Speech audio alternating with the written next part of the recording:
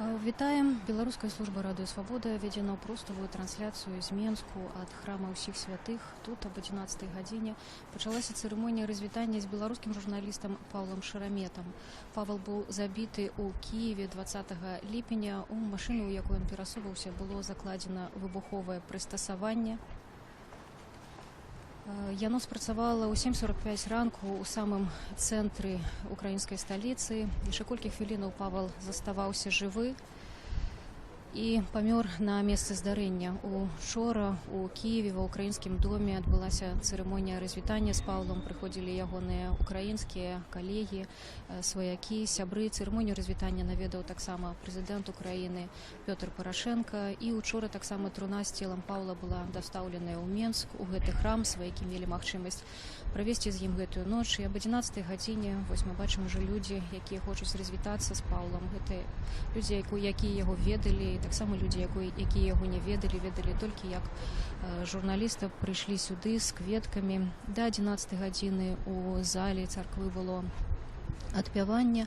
Туды не пускаюць журналістаў, не пускаюць тэхніку, але мы таксама зробім усё магчымае, каб даць магчымасць тым, хто не можа тут быць, падзяліць горыч гэтай страты з тымі, каму Павал быў і ёсць дарагі.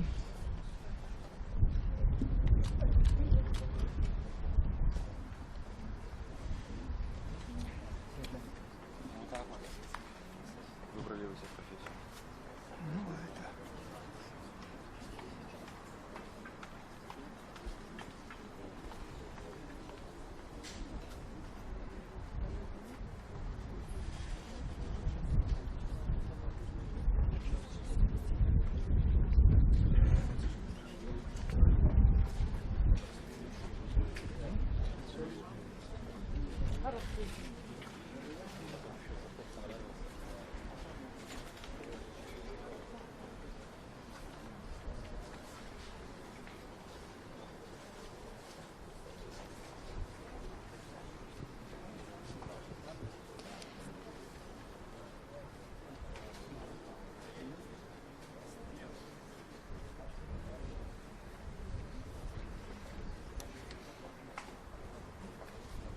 Сярод людзей, якія ўжо сабраліся, каб развітацца з Паўлам, вельмі шмат журналістаў, шмат прыхільнікаў ягонай журналісцкай дзейнасці, ёсць прадстаўнікі амбасадаў.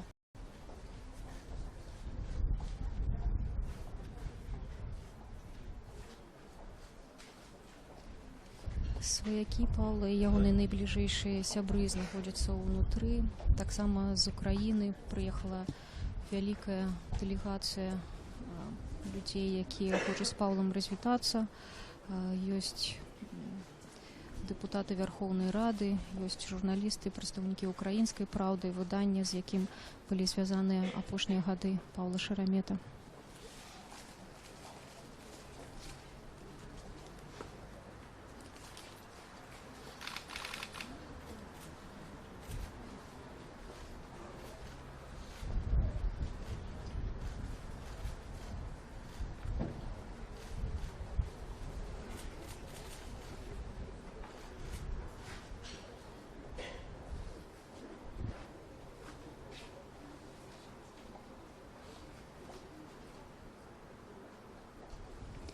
Паўлу было 44 гады. 28 лістапада сёлета мелася споўніцца 45. Ён сапраўдная зорка беларускай журналістыкі, чалавек, які спрычыніўся да развіцця незалежнага беларускага тэлебачання, папяровых выданняў, інтэрнэт-выданняў.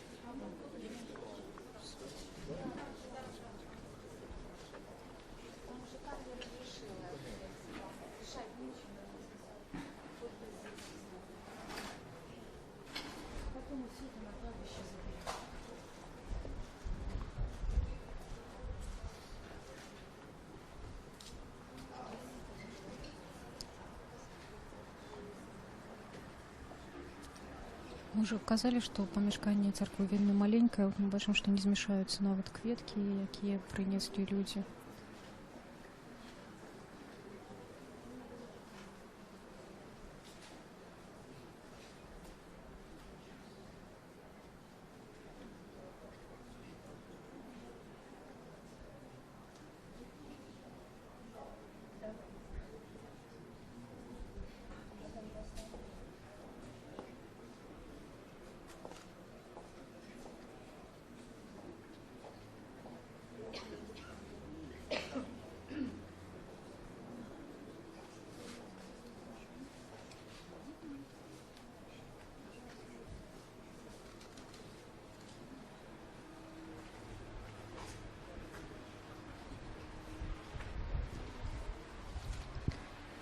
Канешне, вельмі шмат журналістаў, таксама вельмі шмат журналісцкіх камандаў прыехала з Украіны. Для ўсёй журналісцкай супольнасці такое забойства, паказальнае забойства, як шмат хто ўжо ацэньвае, стала сапраўдным шокам.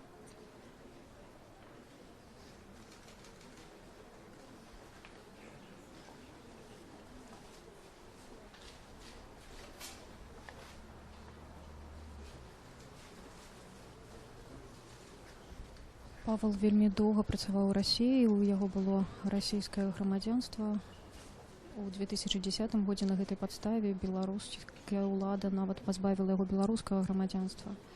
І таксама вельмі шмат ягоных калегаў з Расіі прыехала сёння сюды.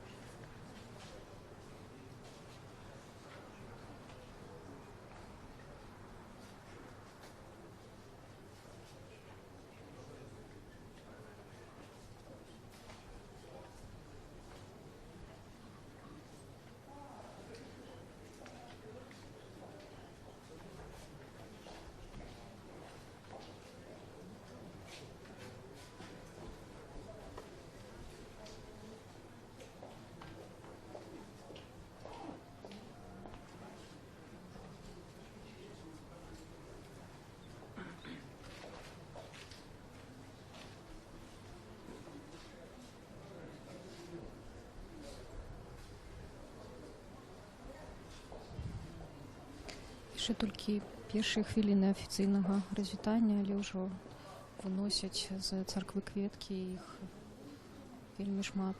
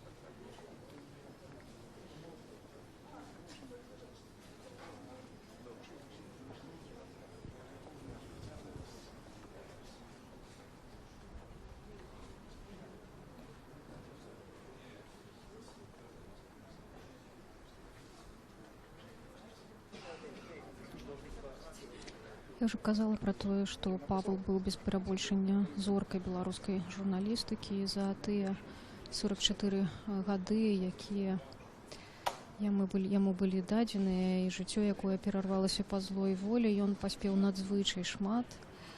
Ягоная журналісцкая кар'ера распачалася ў вельмі маладым узросце. Ён меў на тэлебачанні на пачатку 90-х уласную тэлевізійную праграму, яна называлася «Праспект». Пасля у таксама вельмі маладым узросце ён узначаліў беларускую дзелавую газету. Гэта культавае выданне 90-х, абсалютна легендарнае. Стаў уласным карэспандэнтам ОРТ у Беларусі.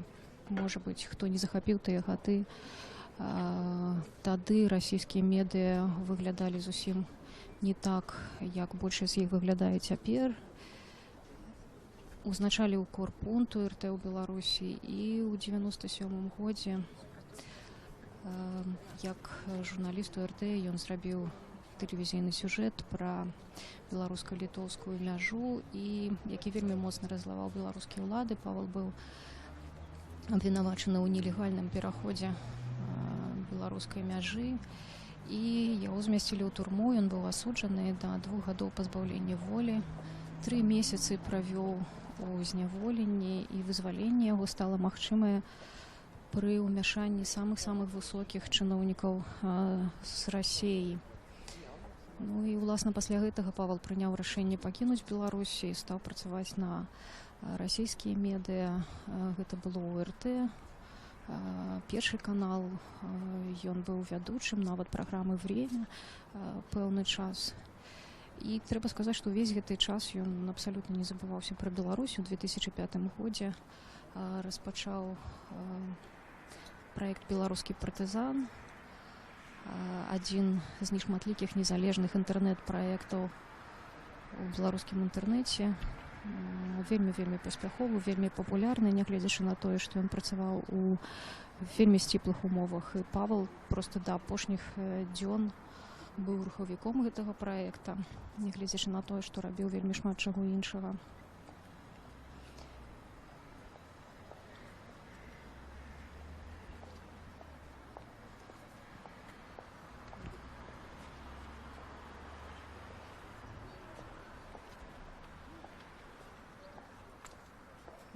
Тое, што адбывалася ў Расіі, канешне, абсалютна Паўла не задавальняла, і з прыблізна 2012 году ён стаў супрацоўнічаць з украінскай праўдай, ужо перасоўваўся ва ўкраіну паступова.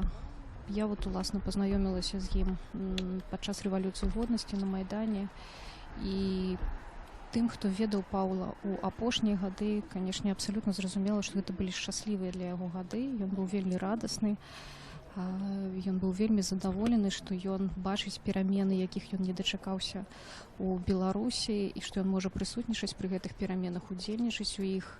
Ён быў выканаўчым рэдактарам выдання «Украінская праўда».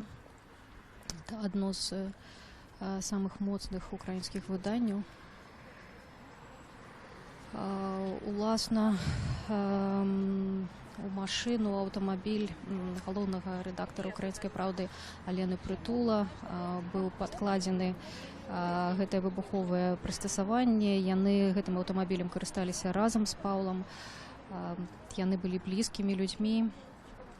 Таму гэты напад, адна з версій гэтага напада, гэта таксама замах супраць «Украінскай праўды», супраць асабіста Алены Прытула. Але таксама ёсць пэўная згода паміж журналістамі не абмяркоўваць, прынамсі ў дні развітання версіі забойства, хаця, канешне, гэтае забойства, безумоўна, любога журналіста гэта выклік для ўсяго грамадства, для журналісцкай супольнасці, для Украіны, для Беларусі, ды для Расіі таксама. В Украіне запэўніваюць, што вядзецца руплівае следства, далучаныя найлепшыя эксперты. Украінскія ўлады папрасілі спецыялістаў з Федэральнага бюро расследаванняў ЗША таксама далучыцца, і яны ўжо прыбылі і працуюць ва ўкраіне.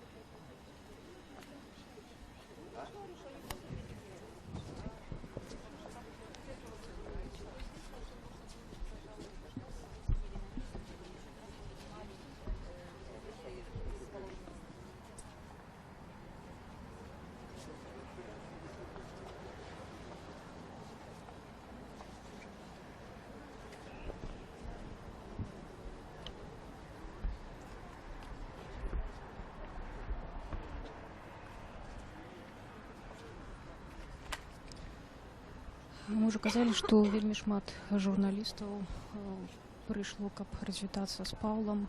Па беларускай дзелавой газеце і таксама доўгія гады супрацоўніцтва яго звязваюць са Святланай Калінкінай. Вот спадарня Святлана зараз тут, і супрацоўнікі Народнай волі, Любоў Лунёва, Марына Коктыш. Мы зараз паспрабуем да іх падысці і таксама спытаць іхных успамінаў хутчэй пра Паўла.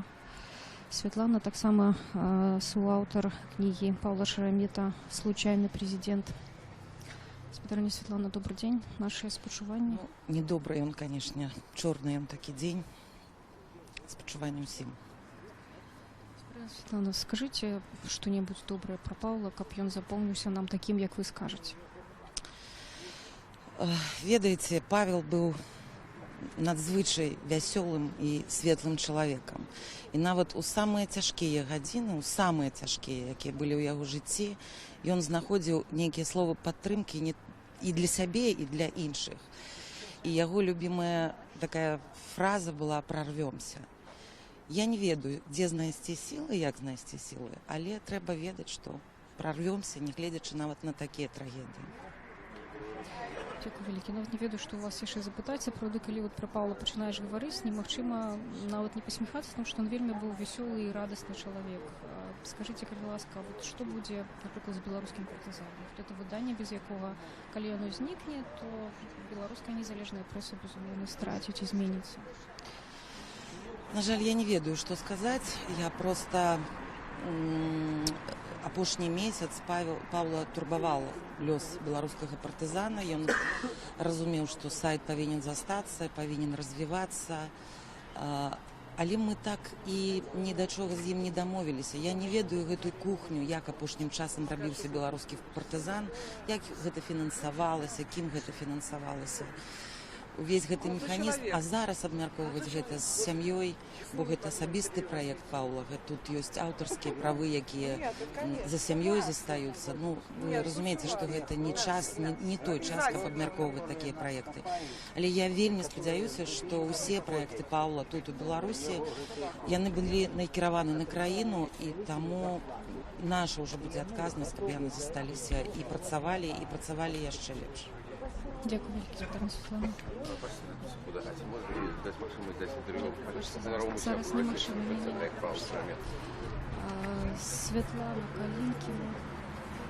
Светлана Калінкіна была у правым эфіры. Светлана суаўтар кнігі Паўла «Случайный президент», таксама працавала з ім разам у беларускай дзелавой газеце. Вибачайте, будь ласка, я не користаюсь Так, я користаюсь только нашей мовой. А что мы думаем, все мы что думаем, однозначно, что это его забили московские это поможет миться.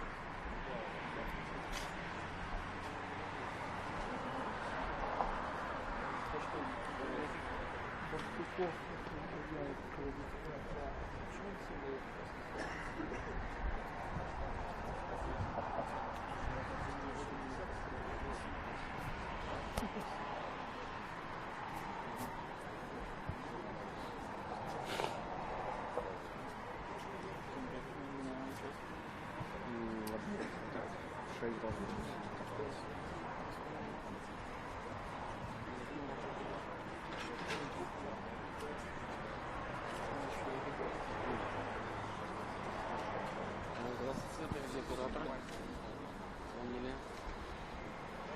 Ага.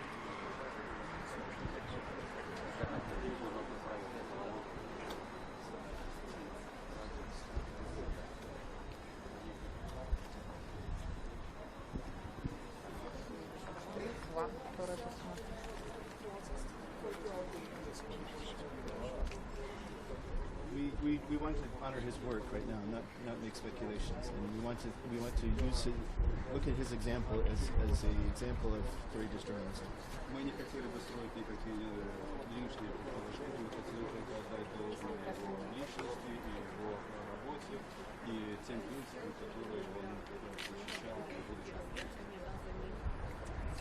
Yeah, thank you very much.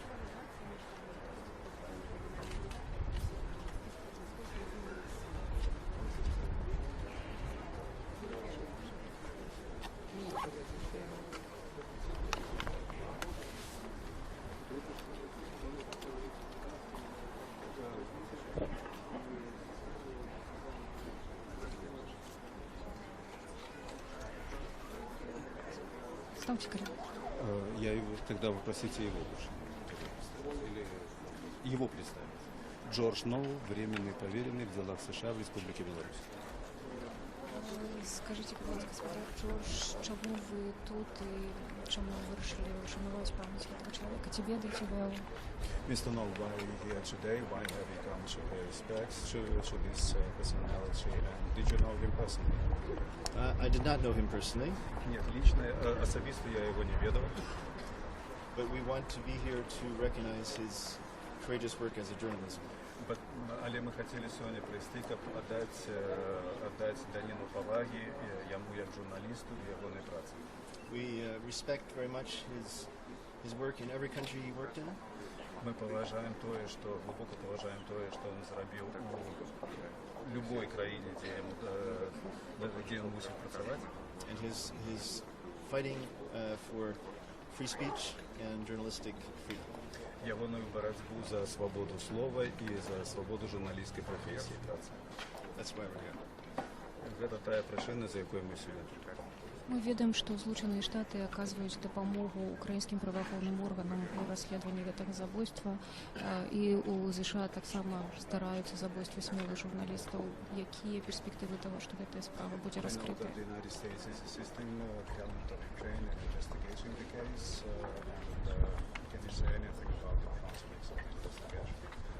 I will leave that to my colleagues in Ukraine. That's not something we're doing here. Я б хацеў пакінуць гэтае пытанне для маіх калегаў ва ўкраіне.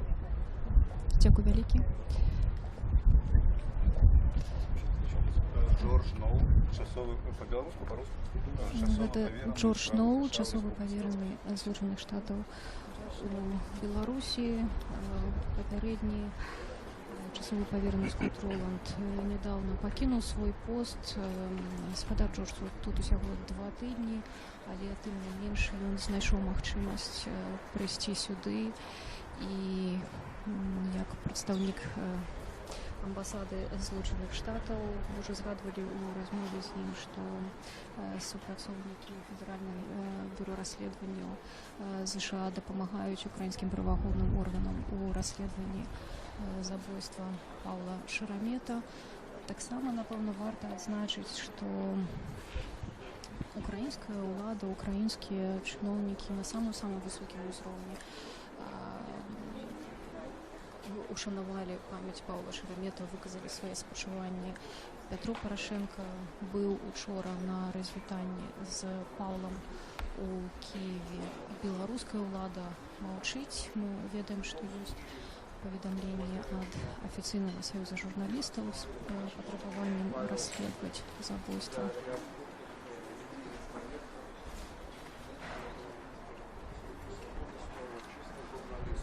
Всегда мешает с другой стороны. Может быть, сейчас не спешим уже рассказывать какие-то версии до того, как будет установлено обстоятельства. В любом случае, для нас важно, чтобы было продолжено дело в большом смысле слова Павла Шеремета. Это его интернет-проект, его проведение других программ. Журналисты России, Украины. Все хорошо отзываются. Какой бы ни было опасно в каких-то сферах, он всегда оставался честным, отзывчивым человеком. Очень серьезным журналистом высокого класса. Поэтому для нас важно, чтобы память Павле увековечено, и в том числе в белорусском правительстве. Очень важно.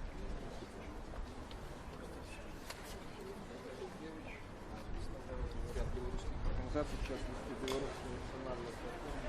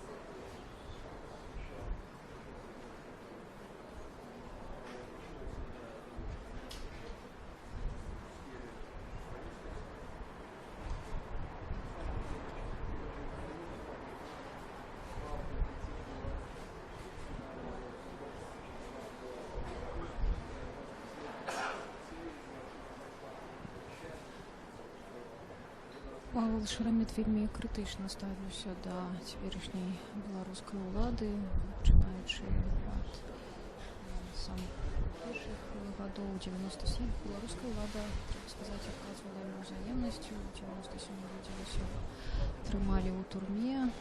У 2004, калі не памыляюся годзе, але прынамсі дакладна на пачатку 2000-х, ён быў жорстка збіты беларускай міліцыяй, трапіў нават у больніцу, у яго была чэрапна-мазгавая траўма.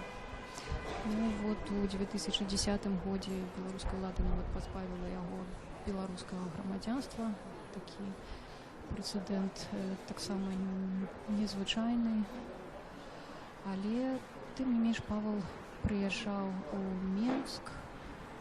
Конечно, не афішаваў гэтыя сустрэчы, але бываў тут досыць рэгулярна, наведваў сваю сям'ю, наведваў сваіх сяброў і проста Павел быў такі чалавек, сапраўдны журналіст, яму ўсё было цікава. Яму трэба было тое, пра што ён піша, ён хацеў бачыць гэта на свае вочы, ён хацеў прысутнічаць пры гэтым, і гэта тое, што яго заўжды вызначала.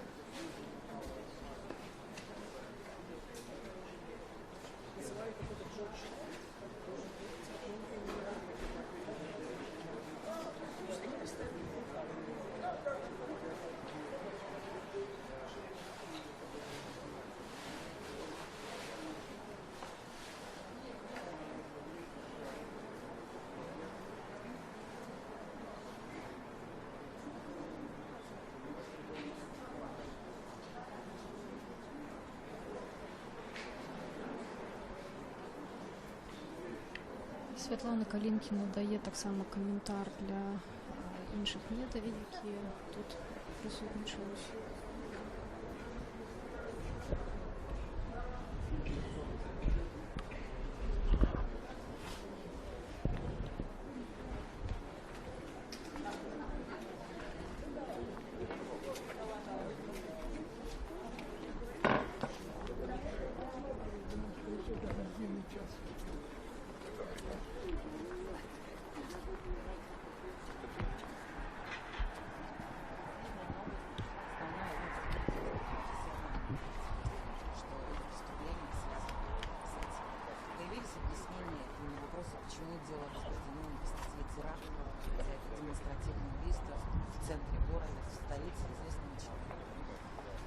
преступление очень простое, что пока не будет найден убийца и непонятные мотивы, нельзя это классифицировать как теракт.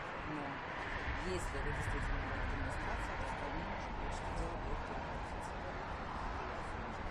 Я так понимаю, по крайней мере, как говорится официально, что следователи работают круглосуточно, потому что первые дни – очень важные дни, и такие преступления раскрываются или не раскрываются. Но если раскрываются, то, как правило, если в первые дни есть уже серьезные зацепки.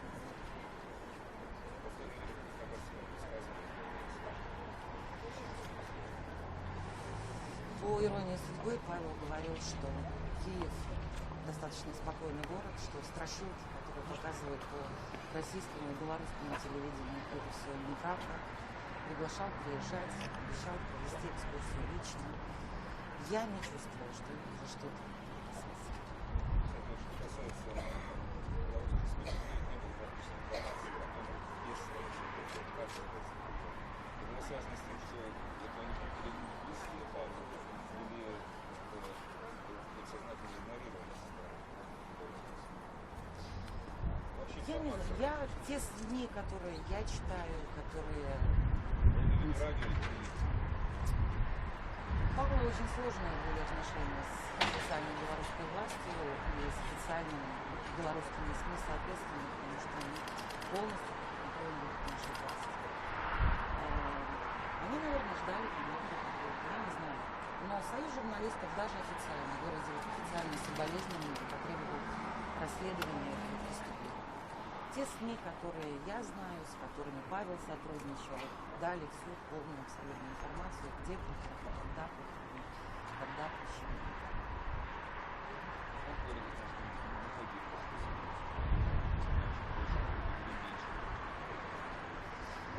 Знаете, я ничего не ожидаю. Даже если бы было мало людей или больше людей, кто посчитал нужным, тот пришел. Кто не посчитал нужным, не пришел. Павел не политик, Павел журналист. И вот журналист, который уже на самом деле очень давно не жил в Беларуси, ехал в Беларуси. Смотрите, какое число людей любит, помнит. Мне кажется, это очень многое нам говорит. Как ты представить? Зам председателя Белорусской ассоциации журналистов. Світлана Калінкіна розказувала в основному на питанні журналіста журналу в Білорусі. Звідти Павел так само вельми довгі годи супрацоўнічаў і працаваў. Так само мы відаць не прадставілі спадарню Святлану, але гэта вельмі вядомы беларускі журналіст, і цяпер яна назвала сябе як намесніка кіраўніка беларускай асацыяцыі журналістаў. Доўгія гады была намеснікам галоўнага рэдактара «Народная воля».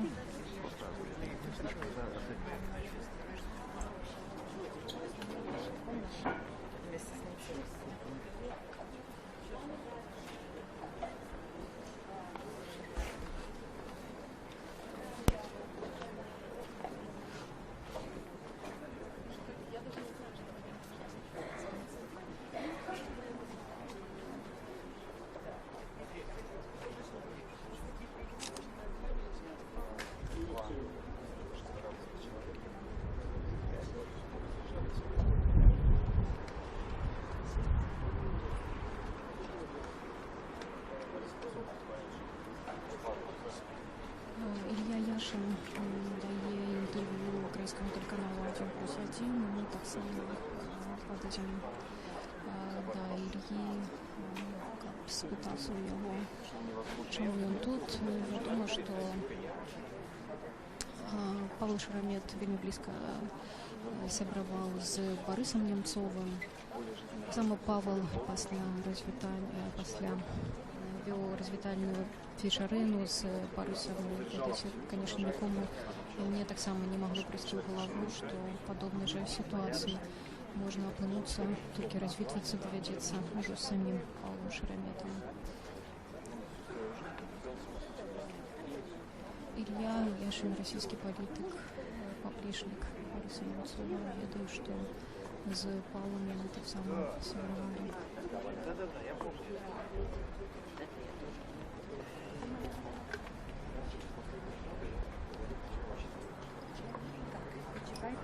я запитаю. Яша. Зараз я Мустафу спитаю, так?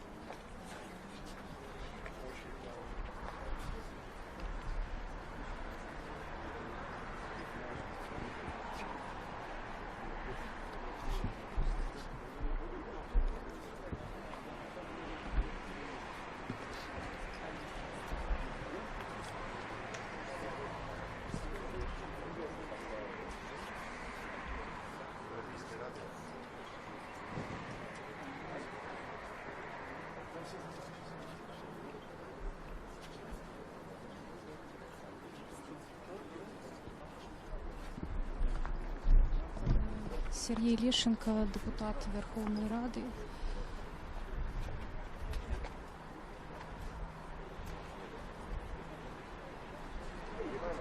Сергій так само журналістом Української правди до того, як розпочав свою політичну кар'єру. Сергій був намісником головного редактора, коли я не помиляюся, зараз ще ми це удокладнім. Тут так само Світлана Заліщук, так само депутат Верховної Ради. Світлана, ми в прямому ефірі, це Білоруська служба Радіо Свобода. Можемо сісти, коли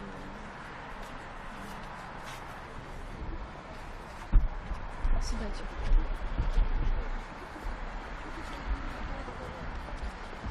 Дякую велике, что вы приехали. Я виду, что вы русский по-белорусски. Вы дружили с Павлом, и, как я понимаю, довольно близко. Знаете, самый вот первый вопрос, который я хочу спросить, и который может никто не может ответить, как вообще Павел в последние годы в Киеве жил? Он был абсолютно разный. Я редко видела в том году, последние видеть вот время. Алексеевич, он был абсолютно счастлив. Его восхищало все, что происходит в Украине, его восхищало то, что может быть участвовать, что может помогать. Что было? Мне кажется, что Паша очень свободный человек, человек свободы. И поскольку Украина, наверное, тоже переживает такой этап становления этой свободы и в обществе, и в политике, и в экономике, и в социуме. И это чувствуется на всех уровнях на самом деле. Ты приходишь в политическую какую-то тусовку, там создаются новые силы. Ты приходишь в политику, то есть творятся новые законы, новые политики, новые правила. Общество очень живое, очень много волонтеров, общественных движений, которые влияют на, ну, не знаю, на рост общества. И мне кажется, что у Паши вот очень резонировало это, потому что в Беларуси, конечно же, он боролся за эту свободу и за это освобождение в каком-то смысле, да, вот даже так. То же самое он делал в России своим словом, вообще всей своей личностным каким-то вот вкладом вообще на постсоветском пространстве, наверное, да, потому что его знали в очень многих странах на постсоветском пространстве. И поэтому этот резонанс в Украине вот и давал ему, мне кажется, такое и освобождение, и самореализацию.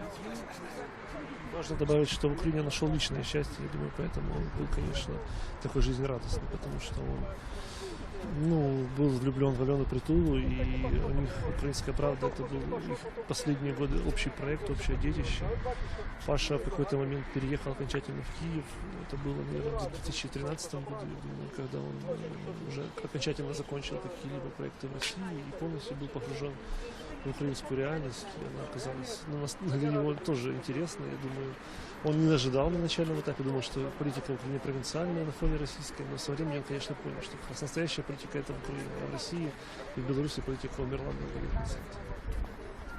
Как удавалось сохранять критичность вот к тому, что происходит в Украине? Он был просто человеком, который трезво смотрел на мир. И он смотрел на мир сквозь призму крушения демократии в двух странах, которые окружают Украину.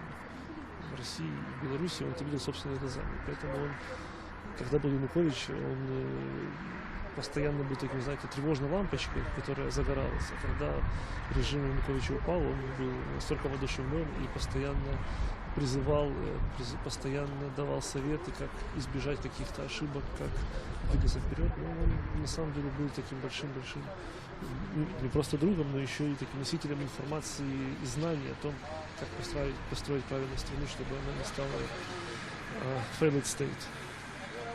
Но я все равно, хотя мы как-то договаривались, не будем обсуждать версии, не будем строить какие-то предположения, что произошло, но тем не менее, вот тебе как человеку, который связан с «Украинской правдой», который понимает, что это за издание, какую роль оно играет там, в журналистском, как оно влияет на украинскую политику, есть какие-то предположения, что Павел в последнее время делал такого, что могло бы послужить причиной вот этого страшного убийства? Я думаю, мы здесь свидетели совершенно такого уникального явления. Это на самом деле не просто убийство журналиста, это, если так можно цинично сказать, это убийство перформанс, понимаете? Это убийство, которое совершено на глазах у всей страны, оно совершено самым наглым, дерзким способом, и оно призвано не просто уничтожить человека, но и погрузить страну в ужас предыдущего политического убийства, убийства Гонгадзе, потому что в каком-то смысле это ремейк этого убийства, понимаете? Это убийство, которое несет за собой намного больше, чем просто. Я думаю, что мы еще будем свидетелями второго акта. Просто само по себе это убийство в таком виде, оно не является завершенным действием. Я боюсь предположить, что это может быть, но я думаю, что будет какая-то провокация, которая будет составляющими одной цепи с этим убийством. И, конечно же, в этой ситуации украинским спецслужбам, украинскому государству нужно быть готовым ко всему. Я не знаю, откуда может быть этот удар, как он последует, кто были следующей жертвой, и это будет или информационная атака, или физическая атака, не знаю. Но в нынешнем виде убийство Шеремета — это убийство политическое, и это убийство, которое очень нетрадиционно для Украины. В каком-то смысле «Украинская правда» после убийства Гонгадзе стала таким, знаете, изданием, на которое никто не мог покуситься, право. То есть все понимали, что та трагедия, которая случилась с Гонгадзе, с «Украинской правдой», она в каком-то смысле создала иммунитет такой вокруг «Украинской правды», что даже самые оголтелые там враги, режим Януковича, они не решались идти в атаку, потому что они понимали, чем это чревато. Но это загубило тогда и Кучму как президента, и многих из его окружения, и самоубийства тогда были, если вы помните, и сели в тюрьму высокопоставленные генералы. Поэтому «Украинская правда» вот эти 16 лет была неприкасаемым изданием, в смысле, что никто не решался напасть напрямую. И здесь это случилось. И это очень нетрадиционное для Украины поведение. Поэтому я всегда для себя за последние дни допускаю версию внешнего все-таки фактора. Вот какие сейчас есть возможности у новых украинских правоохранительных органов расследовать это убийство быстро, эффективно и так, чтобы действительно не было, как сказать, вот как говорит Сергей, не было второго акта? Ну, во-первых, очень показательно, что и президент, и премьер-министр, спикер парламента, генеральный прокурор, в общем-то, все правозащитные организации, гражданские, известные какие-то люди, депутаты, конечно же, призвали, чтобы это было быстро расследовано. То есть была сразу реакция, и она была искренна. То есть Паша был очень критичным журналистом, безусловно, но он не был врагом, он был другом для нашей страны. И здесь как раз все объединились, мне кажется, вокруг этого убийства с желанием узнать все-таки правду. Второе, это тоже очень показательно, что наша Украина она позвала на помощь в том числе, например, ФБР, то есть американские спецслужбы и европейские спецслужбы, для того, чтобы на уровне каких-то технологий цифровых помочь расследовать это убийство. И уже вчера было заявление, что ФБР помогают. Я думаю, что, безусловно, то есть у нас есть надежда, что какие-то зацепки появятся и будут факты, которые помогут расследовать это дело. Сергей, как Алена? Я вот видела Павла в апреле, да, он действительно был очень счастлив. Лично он спешил домой, он говорил, назвал Алену женой, говорил, что да, он наконец счастлив. Как она сейчас?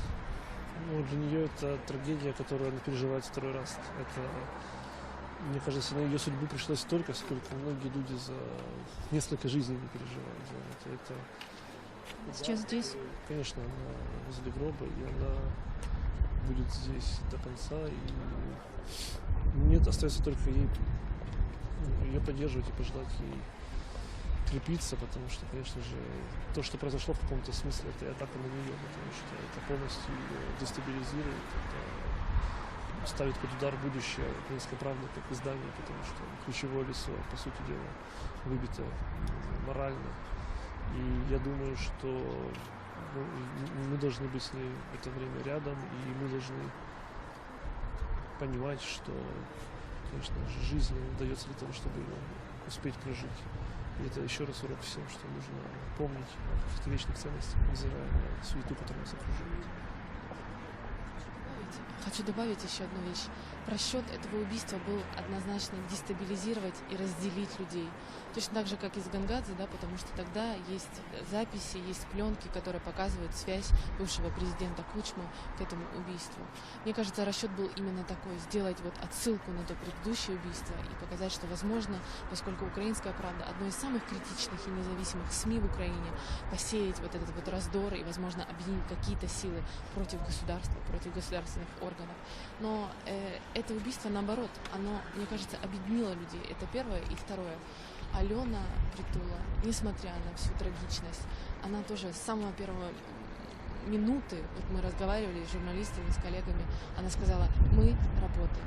Это нужно правильно осветить. Я хочу, чтобы «Украинская правда» в это время не просто как бы переживала, это тяжело, конечно же, а мы должны работать. И это, мне кажется, что вся команда, она с первого дня, то есть они сразу послали всем месседж, мы не боимся, мы не сдадимся. И это как раз был, мне кажется, то главное, что Паша пытался нам тоже привить всем, что нужно двигаться вперед, нужно иметь много сил, нужно не сдаваться. Спасибо большое. Светлана Заліщук, Сергій Лещенко, депутати Верховної Ради України, сябри Павла Шеремета, які приїхали з Києва для того, щоб ушанувати ягону пам'ять. Сергій і Світлана якраз таки справді Павел зібрав із Сергієм і Світланою, от вони ті люди, на яких Павел, ті нові, молоді твари політиці, на яких Павел складав вельми шмат сподівань.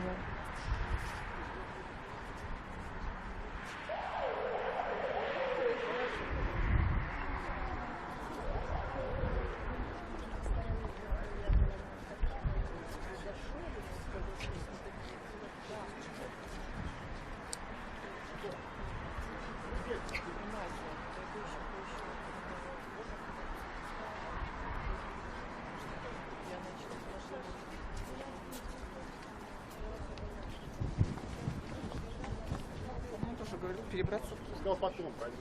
А?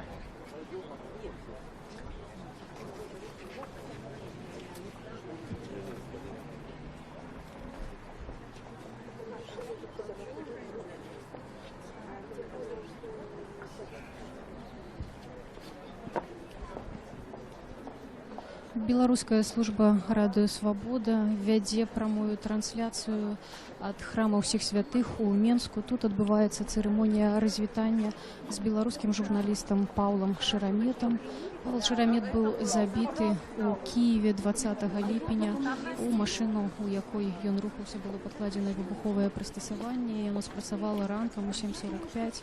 Некалькі хвілінаў яшчэ Павел заставаўся жывы, але загінуў на месцы здарэння. Сёння у Менску людзі, сваякі, сябры, знаёмыя, проста тыя, хто паважае ягоную журналісцкую дзейнасць, прыйшлі з ім развітацца. Развітанне адбываецца ў храме ўсіх святых, это вуліца Каліноўскага, 121.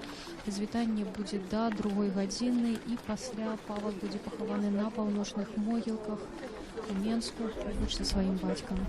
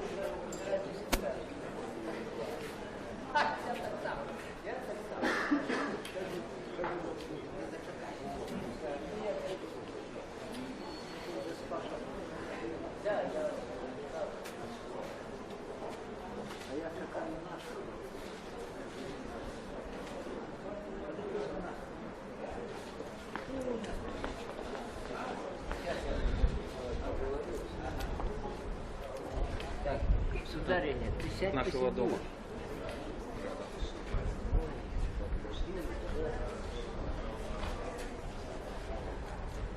Ты можешь онлайн.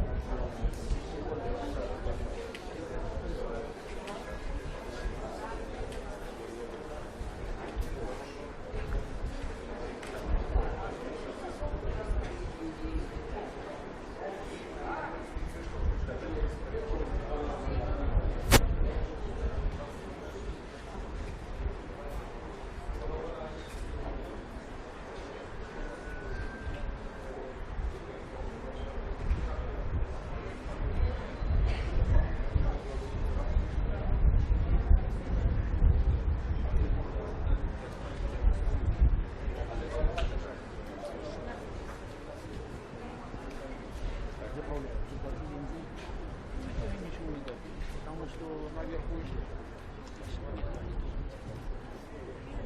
они было у них свои. Они деньги взяли, так вот возможно туда дошли.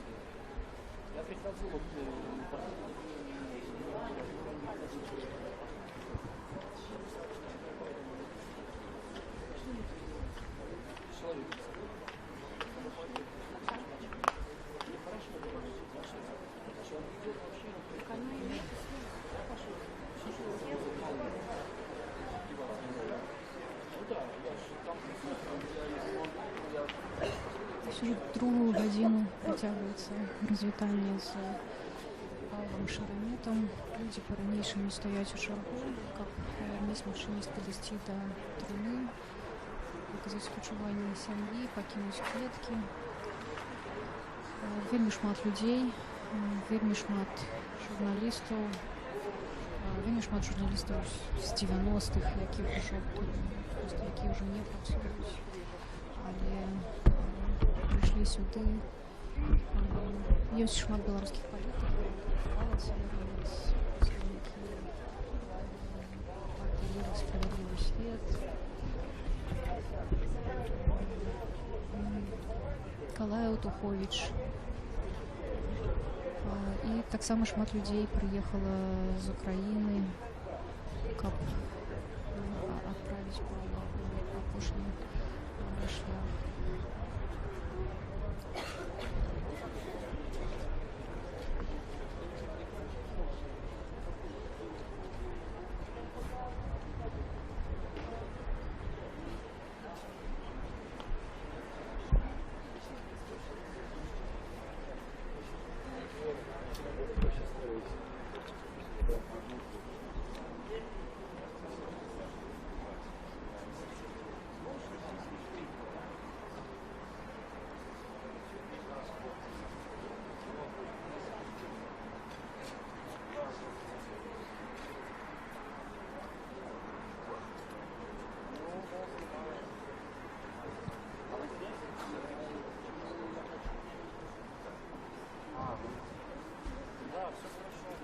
Святлана Завадская, чалавек, які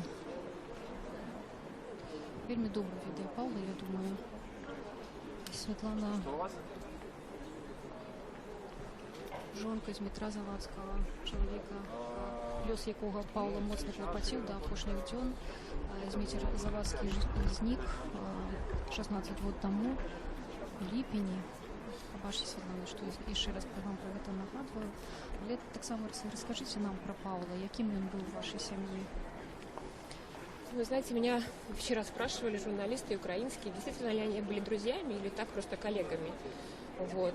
И я всем рассказывала, что действительно, когда Павел пригласил Диму работать на ОРТ, сейчас Первый канал, они были коллегами. И вот именно вот эта история с белорусско-украинской, литовской границей их, конечно, сблизила, когда они вместе отсидели, вместе были на суде постоянно. Суд очень долго длился, по-моему, около полугода. Вот. И потом их лишили аккредитации, они вместе колесили по России больше года.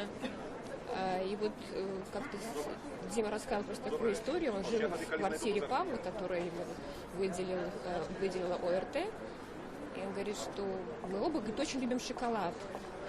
И говорит, я вот иду, говорит, домой, туда, на эту квартиру, где они жили, говорит, и несу 3 шоколадки. Вот.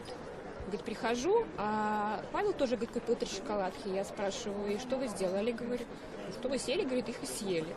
То есть, ну, вот это характеризует, насколько, в общем-то, близкие были у них отношения. И я знаю, что эта трагедия с Димой на Павла действительно повлияла. Это для него была личная трагедия, личная боль. Вот я читала воспоминания вот в эти дни всех, кто знал тоже Павла, и все говорят, что он был очень улыбчивый, он был всегда шутил и так далее. Но я словила себя на мысль, что когда мы с Павлом виделись, мы виделись часто, вот до того, как он уехал в Украину, он был другим. И это чувствовалось, то есть я чувствовала, что он зажатый какой-то. И даже я помню, что, наверное, где-то в году 2008 я спросила его, что, Паша, если ты думаешь, что мы тебя в чем-то виним, то мы тебя ни в чем не виним. То есть у нас вообще нет таких мыслей. То есть ты можешь спокойно как бы с нами общаться, себя чувствовать. Он говорит, что я сам себя виню. Я говорю, я себя виню в том, что я не смог предугадать эту ситуацию, не смог ее предотвратить, и что я так долго тянул с тем, чтобы забрать Диму в Москву. Он почему-то считал, что если бы он забрал его вовремя, то он бы мог спасти его вот от той участи, которую ожидал. Дякую, велике господарні Світлана. Пробачте, я ще раз Світлана Завадська розповіла про Павла Шеремета у Люсі і їхній сім'ї. Світлана – жонка Дмитра Завадського, оператора, з яким Павел супрацовничав. Змітер знік у 2000 році. При незвычайных обставинах ягонае знікненне дагэтуль не раскрытае. Хотя у беларускай улады былі версіі таго, ёсць асуджаныя людзі па справе Дмітра Завадскага, але, па-мойму, Павел Шеремет до конца не верыў у гэтую версію, якую высунулі беларускія ўлады. Таксама Павел Шеремет меўся, Зміцер знік 7 ліпеня, і Павел Шеремет меўся ў гэты дзень прыляцець з Масквы, і Зміцер знік, калі паехаў сустракаць яго ў аэрапорт. І вот нарэшце мы, відаць, зможам пагаварыць з Ільём Яшыным. Нет, не зможам.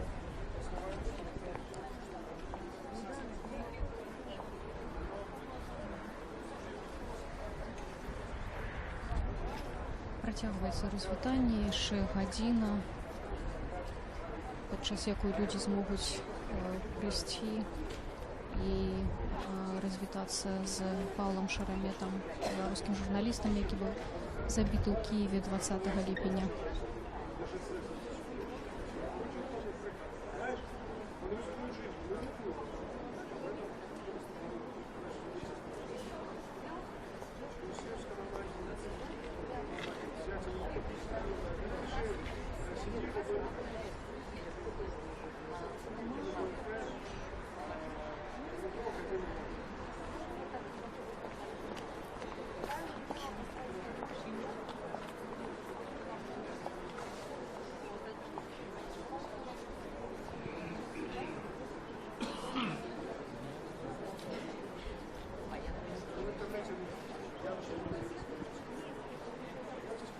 Тут не можно ради политики. Тут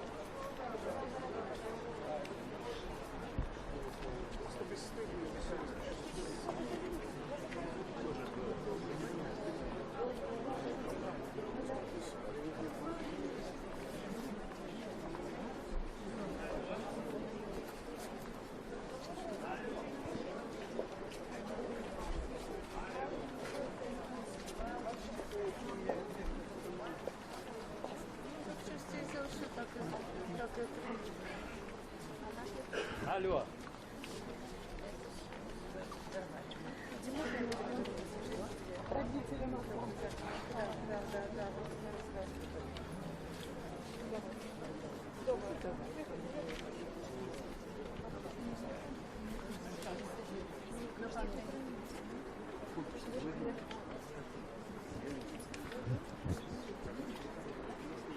Другая гадзіна развітання з Павлом Шераметам.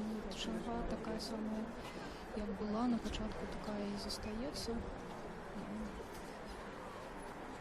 Людзі ўсё яшчэ ідуць.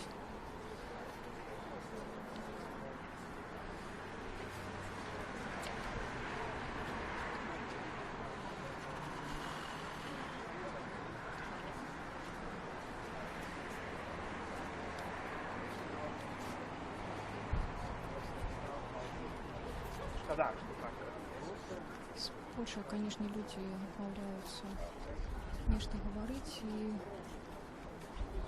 что сказать, еще раз можно только повторить, что так, это правдивый шок для всех, то, что отбылося з Павлом Шераметом.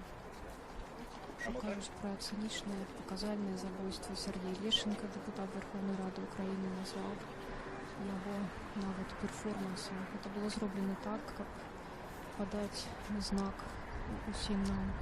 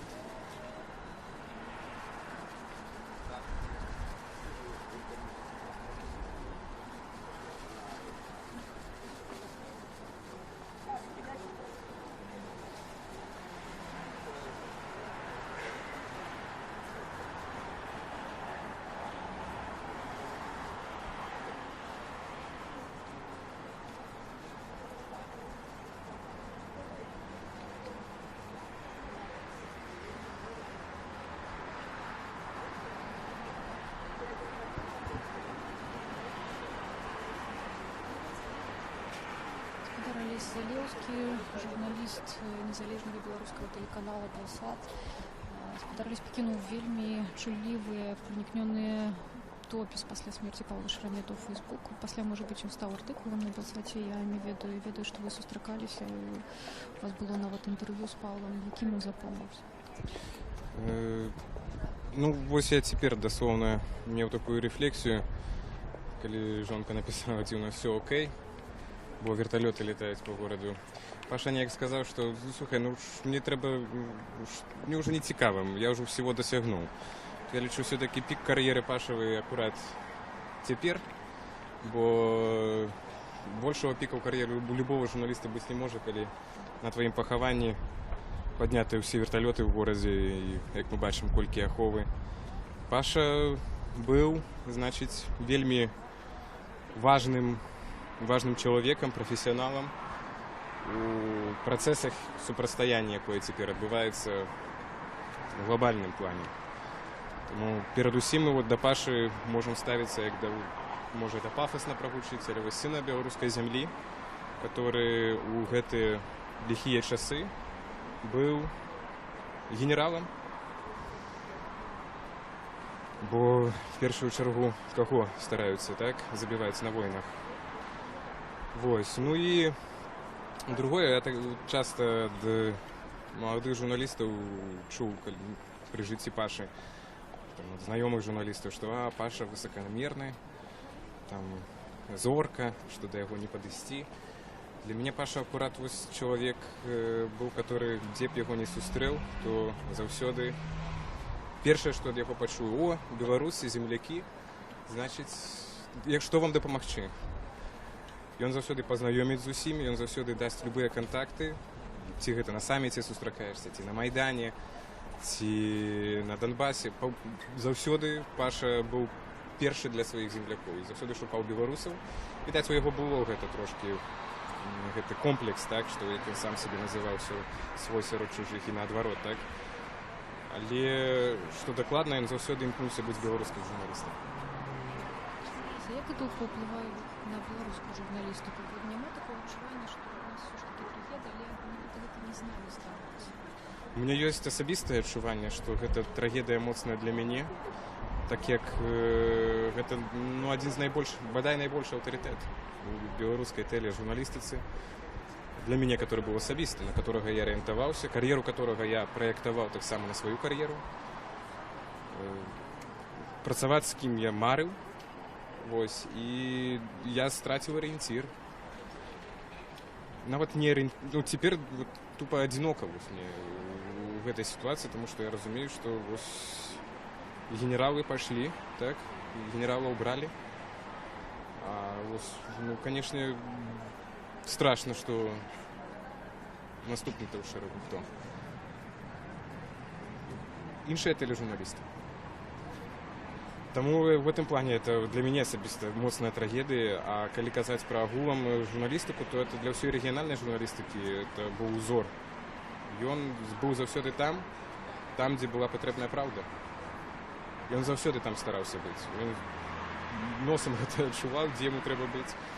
І дзе б не з'яўляўся, то ён адразу ствараў сваю школу, новую школу.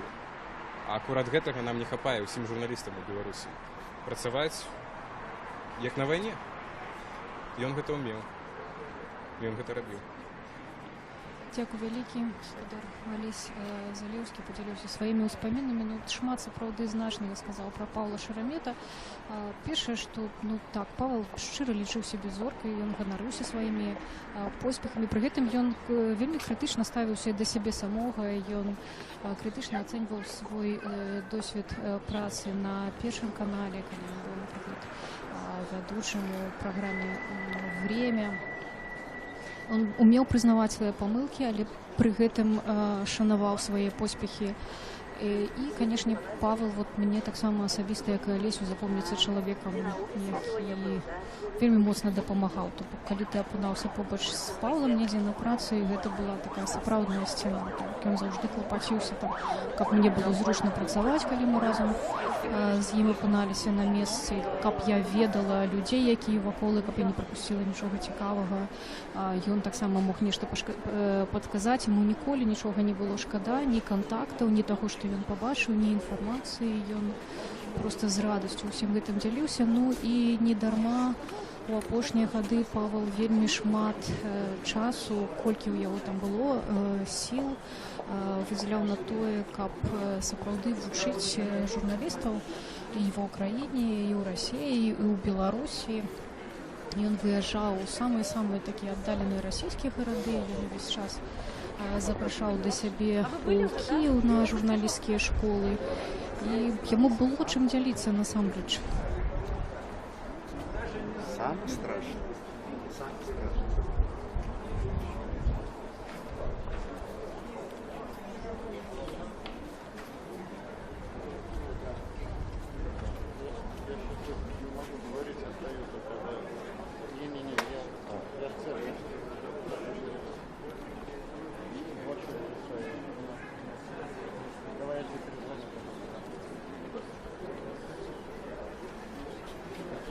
Одно интервью дал, а он такой заметил. Как обычно он был. Вольга Чекулаева, адна з тых беларусак, якія мелі шчасце, напэўна, бачыць Паўла зусім нядаўна. Вядома, вы сустракаліся ў чэрвені. Якой была гэтая сустрэча? Якім быў Павел? Што вам запомнится? И яким мы хочем запомнить Павла? Ну, я сейчас не буду говорить про профессиональное его качество, потому что это всем понятно, что такой журналист высочайшего класса, которого, я думаю, есть чему поучиться. Но это был потрясающий, жизнерадостный, жизнелюбимый и веселый человек, который вокруг себя создавал ауру какого-то такого жизнелюбия, какого-то такого веселья безудержного в самые тяжелые, казалось бы, и сложные минуты. Вот мне хотелось бы его запомнить именно таким.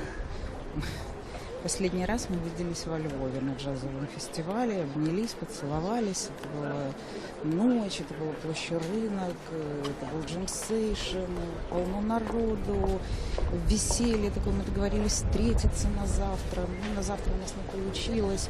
Ну, мы же всегда понимаем, жизнь длинная, боже мой, еще увидимся в Киеве, в Минске, еще где-то. Поэтому, конечно, это такой какой-то колоссальный удар по нам, по всем. И по журналистике, и вообще по сообществу, и по гражданскому обществу. Это такие дыры в пейзаже образуются, которые невозможно закрыть ничем. Которые просто как зияющие раны какие-то такие остаются. И нам с ними как-то придется жить. Пашу мы должны запомнить как высочайшего профессионала, как очень жизнелюбивого человека. Земля тебе пухом, Паша, как говорится. Увидимся. Дякую, великий Вольга. Часто кажуць пра Паўла, што ён быў вельмі вясёлым. Быў, вот у мяне асабіста таксама цяжка казаць гэта дзеяслоў у дачыненні да Паўла, тому што Павел быў само жыццё. Яго ўсё цікавіла, яму ад усяго было радасна.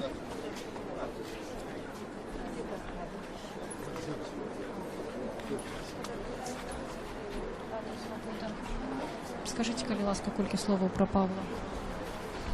Это трагедия, с одной стороны. С другой стороны, пусть даже короткая, но очень хорошая жизнь. А это уже не трагедия, это уже драма. Я думаю, что Павел победит. Если не сегодня он победил, то завтра обязательно.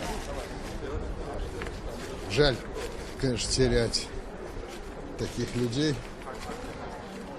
Жаль. Но мы должны дальше жить. Мы должны победить вместе с ними. Дякую вялікі. Рэжысёр Юрый Хашчавацкі сказаў галоўнае, што, напэўна, хацеў бы сказаць і Павел. Пераможам.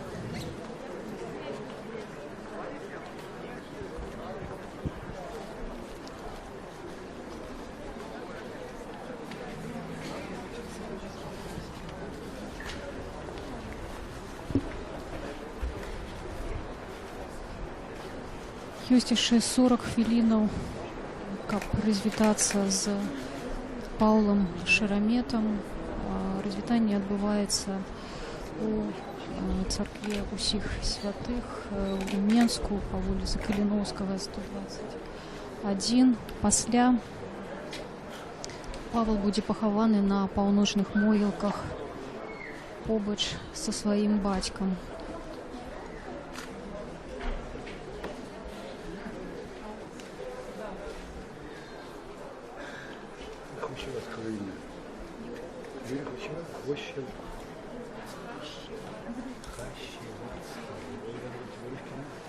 Надо записать, я забуду.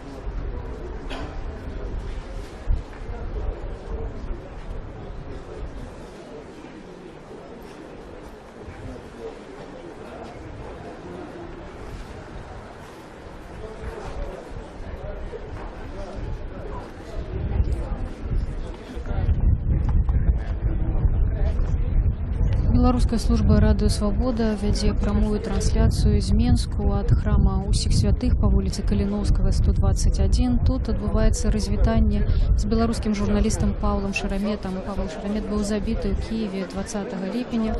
У ягонай машыне спрацавала выбуховая прылада. Павел загінуў. Сёння менчукі і тыя, хто прыехаў сюды, маюць магчымасць з ім развітацца. Да 14 гадзіны, 14:30 адбудзецца пахаванне Паўла на паўночных могілках. Вельмі шмат людзей прыйшло ўжо за гэтыя некалькі гадзінаў, якія прайшлі. Яшчэ дагэтуль стаіць чарга. Унутры, дзе знаходзіцца труна з целам Паўла, ягоныя сваякі, ягоныя самыя-самыя блізкія сябры. На жаль, туды немагчыма зайсці, вельмі малое памяшканне гэтай залі. І вот мы можам даць вам магчымасць развітацца разам з тымі, хто прыйшоў сюды, толькі быўшы звонку. Вот таксама, напэўна, з-за павагі да пачуццяў сваякоў, тая колькасць камер, іх вельмі шмат. Беларускія журналісты, украінскія, расійскія, просто не змясцілася б у гэтым памяшканні. Гэта, насамрэч, гэта правільнае рашэнне.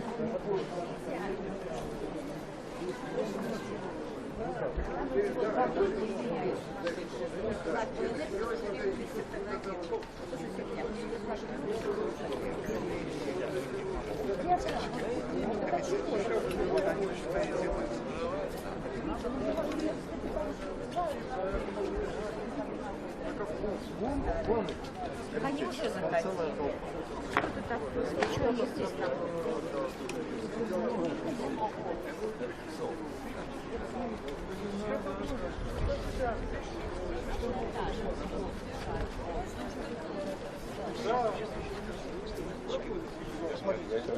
Это говорите вы о ней. Ну так смех, это правда. Зачем это уже политически? Пускай сидят, никто не ходит, не махает, не призывает, никаких лозунгов не кричит.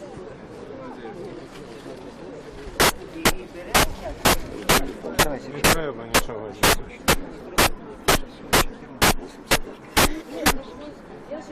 Отбили. Не, я думаю, что это просто самодельный успел, просто самодельный противник, право никто не может.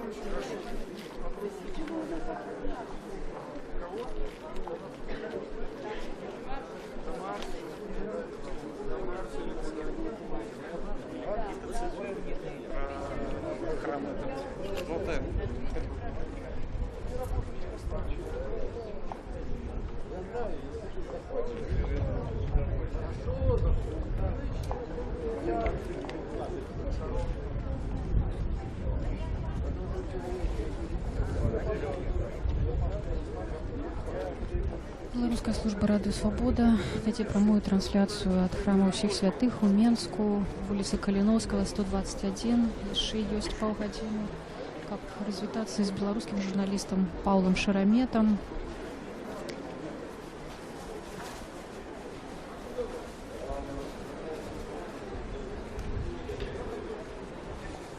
Павел быў забіты ў Кіеве 20 ліпеня у машыне, у якой ён ехаў. Спрацавала выбуховая прылада.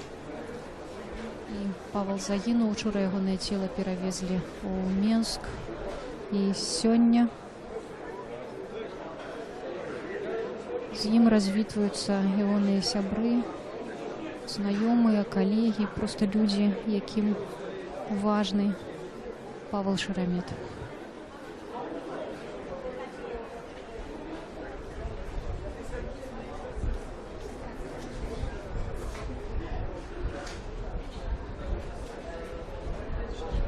Но вынесет мозг все.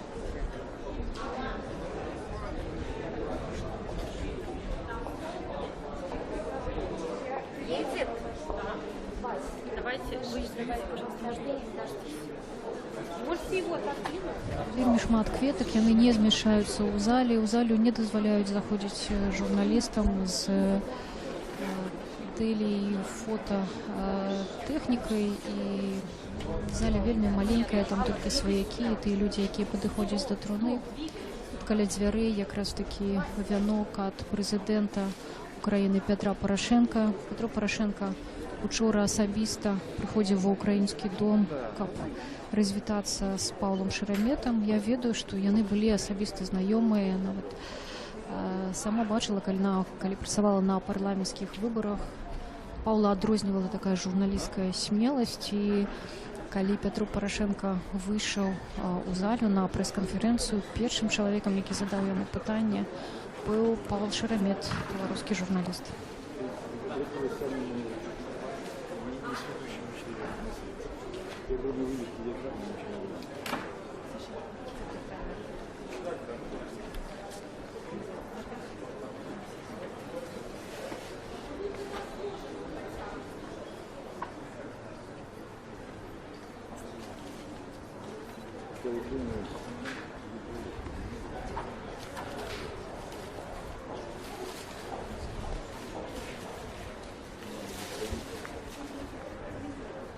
Служба бяспекі храма распараджаецца цырымоніяй развітання. Правяраюць торбы.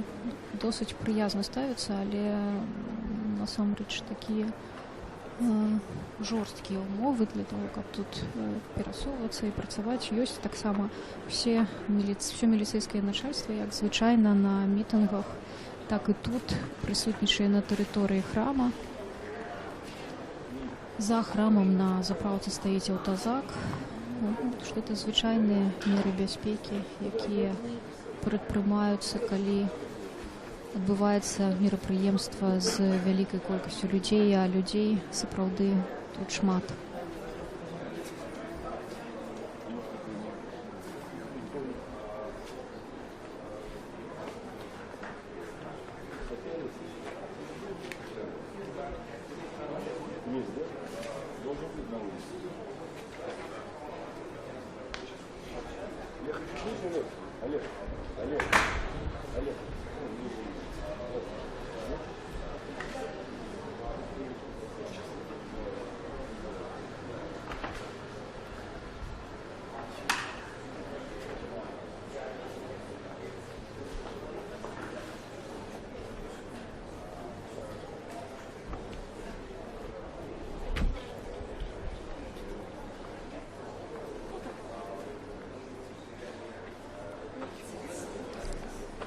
Развітацца з Паўлом Шереметам прыходзілі прадстаўнікі незалежных арганізацый, прадстаўнікі апазіцыйных палітычных партый і рухаў. Вот у царкве зараз знаходзіцца Тацяна Караткевіч, якая прыйшла нядаўна. Што да афіцыйнай беларускай улады, то, напэўна, адзіная арганізацыя, якая выказала спачуванне і запатрабавала расследавання забойства Паўла Шеремета, застаецца афіцыйны саюз журналістаў.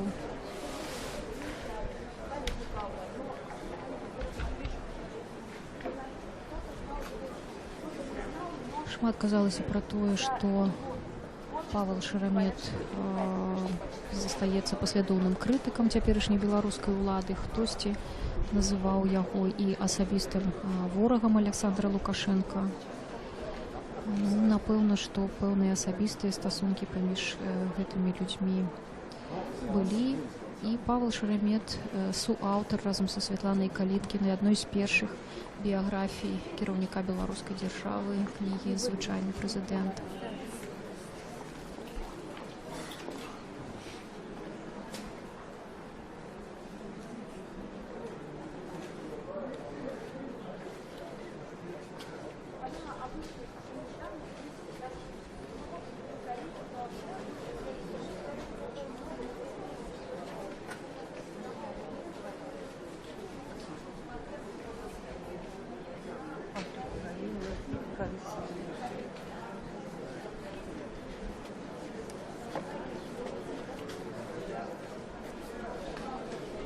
Апошнія гады Павел працаваў ва ўкраіне. Ягонае імя найбольш звязана з самым уплывовым украінскім выданнем «Украінская праўда», але ніколі не перарываў сувязяў з Беларусю, заўжды прысутнічаў у беларускай медыяпрасторы. І беларускі партызан, які ён заснаваў 11 гадоў таму, застаецца найбольш паспяховым і незалежным выданнем у інтэрнэце Беларусі.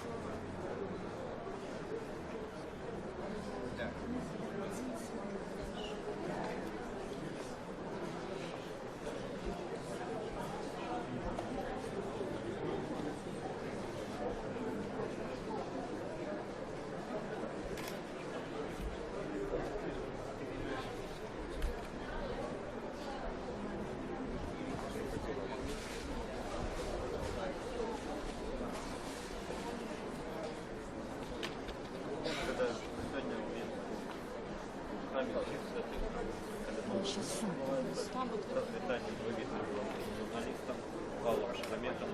Тоже забили у Киеве.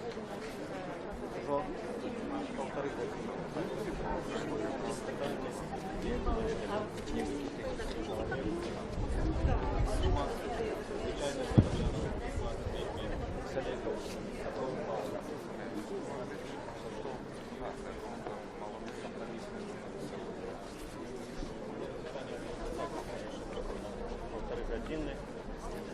На этом зупиняем нашу трансляцию и вернемся в эфир прикладно о 14 године.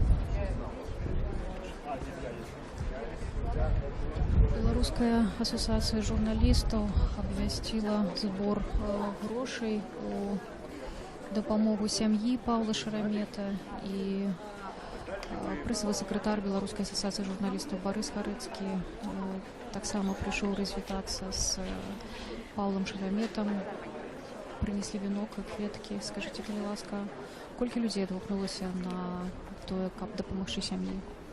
Ну, гэта вельмі важная інфармацыя, вельмі важны фактор. Вось 2 дні фактычна дзверы бажы былі адчыненыя, тому што кожныя 10 хвілін нехта прыходзіў до нас у офіс і прыносіў грошы. Гэта былі абсалютна розныя людзі. Нехта быў з сябраў, нехта быў з журналістаў, хто працаваў з Паўлам. Былі вельмі шмат простых людзей, которые прачыталі на сайтах інфармацыю, што такі збор ідзе. Нам нават прыйшлося ўнізе дадаткова павесіць вялікую абвестку, што вось тут знаходзіцца офіс бажы, таму што ўвесь час шлі тэлефанаванні, як вас знайсці, як патрапіць. І зараз таксама вось на пахаванні тут на развітанні падыходзяць людзі, яны таксама далучаюцца да гэтага, і мы працягнем збор сродкаў і далей, таму што многія людзі з-за мяжы і з рэгіёнаў яны не паспелі просто фізічна перадаць грошы, але вельмі хацелі, прасілі, хтосьці прасіў за іх закласці, а хтосьці кажа, што мы прывезем там у нядзелю, у панядзелак. Частку грошай мы ўжо перадалі сям'і Паўла учора, вось калі ішла падрыхтоўка да пахавання. Вось, і безумоўна все гэтыя сродкі мы будзем збіраць і далей перадаваць. І гэта, канешне, ніякім чынам не можа зменшыць таго, што адбылося, але як наш такі журналісцкі чын калег адгукнуцца і падтрымаць гэту сям'ю, якая згубіла самае дарагое. Вы вот прадстаўнік все ж таки іншага пакалення. Я бачу таксама, што вельмі шмат маладых людзей, якіх я просто нават не ведаю, вельмі шмат маладых журналістаў. Скажыце, вот, а што Павел, што ягоная дзейнасць, ягоныя дасягненні могуць даць гэтым маладым людзям? Ну, для многіх журналістаў і людзей майго пакалення, ну, сапраўды, можа быць, нехта не ведаў Паўла. Я-то, ведаю яго і па працы, многія мае калегі працавалі на партызане і супрацоўнічалі з ім. Вось. Ну, гэта чалавек, які не баяўся нешта рабіць. То есть ён ёсць нават у журналісцкім асяроддзі ёсць пэўныя легенды, пэўныя гісторыі пра тое, як рабіў Шарамет тое, што не зможа, напэўна, зрабіць ніводны беларускі журналіст. Адна толькі гісторыя вось з Віннікавай, которая, напэўна, вайшла в падручнікі, такія, скажем так, па найноўшай журналістыцы, калі Шарамет, даведаўшыся, што яе выпусцілі пад хатні арышт, то есть там, дзе ніхто не можа быць, апроч вось толькі родных. Ён просто взял кветкі і прыйшоў да яе да хаты, а супрацоўнікі КДБ сказалі: да, мы ведаем вас, вы адвакат, праходзьце. Вось, і так Шарамет зрабіў інтэрв'ю з Віннікавай, якая знаходзілася пад хатнім арыштам. Гэта чалавек, які вось просто не баяўся, ён просто ішоў і рабіў. І вось гэта вельмі важна для журналістаў нашага пакалення. Дзякуй вялікі. Борис Гарыцкі, прэсавы сакратар Беларускай асацыяцыі журналістаў. Ён таксама зазначыў, што сапраўды Павел ён задаваў стандарты таго і нават мадэлі таго, як трэба працаваць журналісту, у тым ліку і маладому.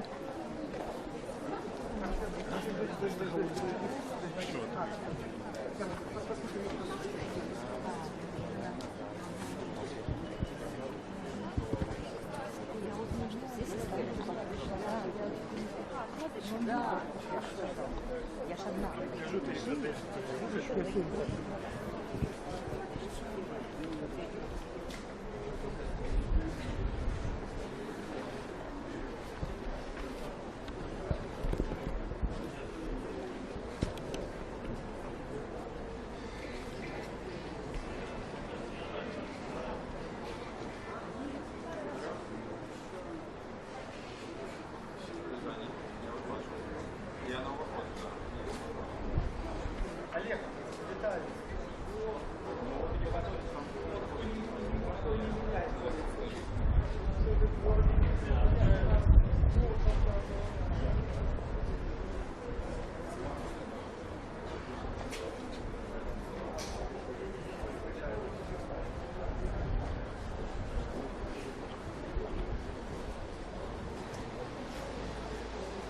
Апошнія некалькі дзесяткаў хвілінаў для того, каб развітацца з беларускім журналістам Паўлам Шараметам. Радыё Свабода вядзе проставую трансляцыю ад храма ўсіх святых у Менску па адрасе Каліноўскага 121. Тут развітваюцца з беларускім журналістам Паўлам Шараметам, які загінуў 20 ліпеня ў Кіеве.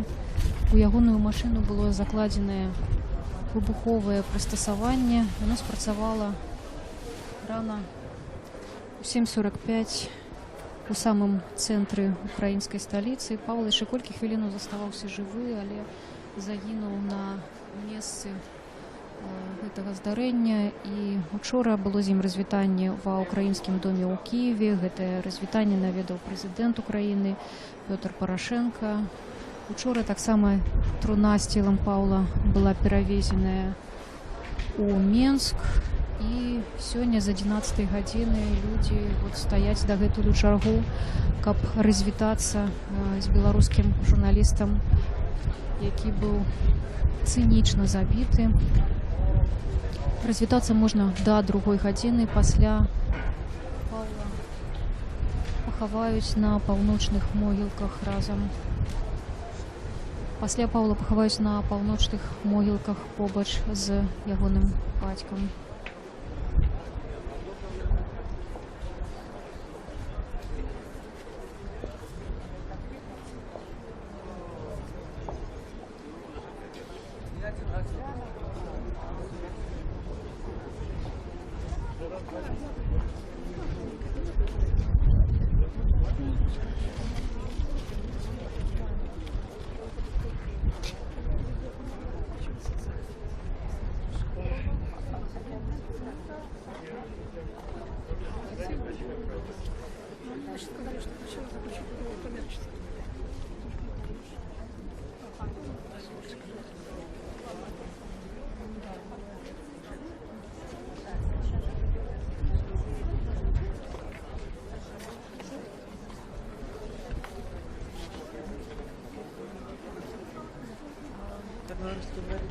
Так, конечно, по-беларуску. Радыё Свабода, в прямом эфире Жанна Литвина. Вы кіраўнік беларускай, уже не кіраўнік беларускай асоцыяцыі журналістаў. Да, экс-старшыня. Я думаю, что вы як найлепш ведалі Паўла і асабіста, і ягоную прафесійную дзейнасць можете ацаніць. Што гэта быў за чалавек для нас? Ведаеце, неяк так яно не зусім выпадала нам працаваць у адным калектыве рэдакцыйным. Але нас звязвалі такія вельмі цёплыя адносіны, взаемапаважлівыя адносіны. І, канешне, тое, што здарылася, вся эта трагедыя, такім болем адазвалася ў кожнай душы, у кожнага, я думаю, журналістаў, сумленных журналістаў нашай краіны. Так паказальна, бязлітасна расправіцца з Паўлам. Я думаю, што это не толькі Павел, это помста ўсёй сумленнай журналістыцы. На жаль, мы не можам адказаць на выбух выбухам, стрэламі. У нас няма іншага выйсця, як гэтая трагедыя павінна ўмацаваць нашае стаўленне да прафесіі. І ў чарговы раз абавязаныя проста памятаць, што адказаць на гэтую трагедыю мы можам толькі выкрываючы чалавечую подласць, зло, то есть застаючыся журналістамі і прафесіяналамі. Канешне, і Беларусі, расійская журналісцкая супольнасць, і украінская журналісцкая супольнасць. Мы вельмі смуткуем, у нас дабавілася болі, і мы сталі больш, відаць, асірацелымі. Дзякуй вялікі. Жанна Літвіна, экс-старшыня Беларускай асацыяцыі журналістаў, падзялілася сваімі думкамі наконт таго, што здарылася з Паўлам Шараметам. Сапраўды гэтае забойства называюць выклікам, ёсць розныя версіі, каму гэты выклік. Але, канешне, як справядліва кажуць, гэта выклік усім нам.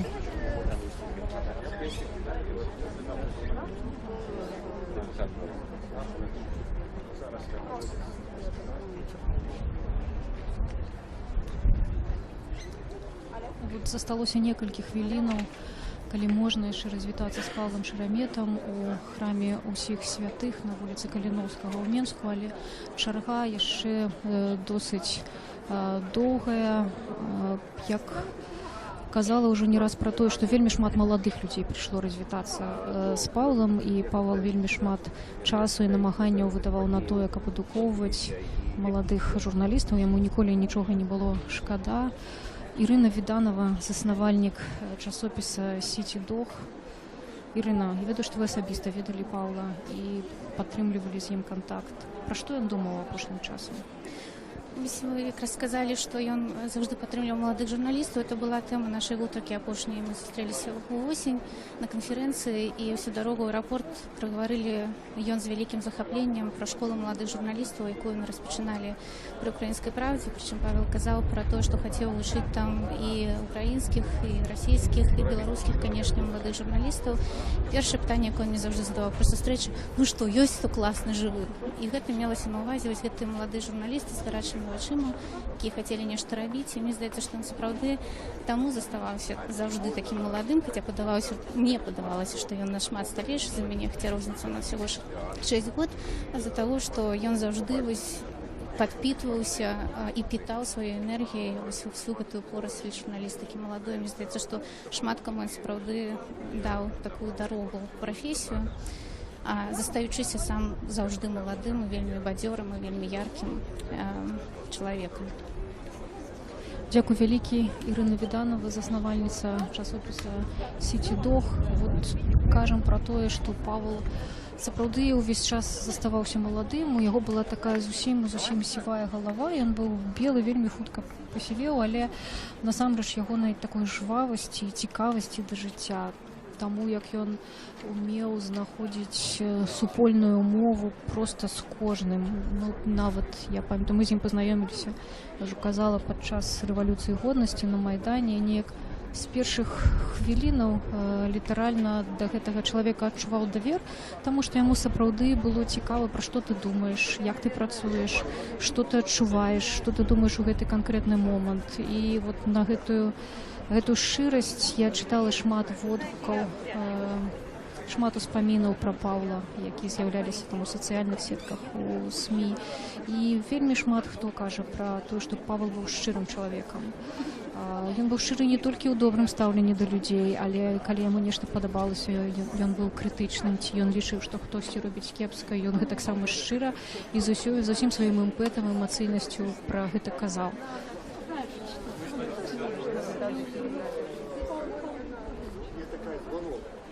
Говорят кому-то, да, представляются другими. И там, короче, американцы в открытую говорят. Конечно, потому что клетки выйдут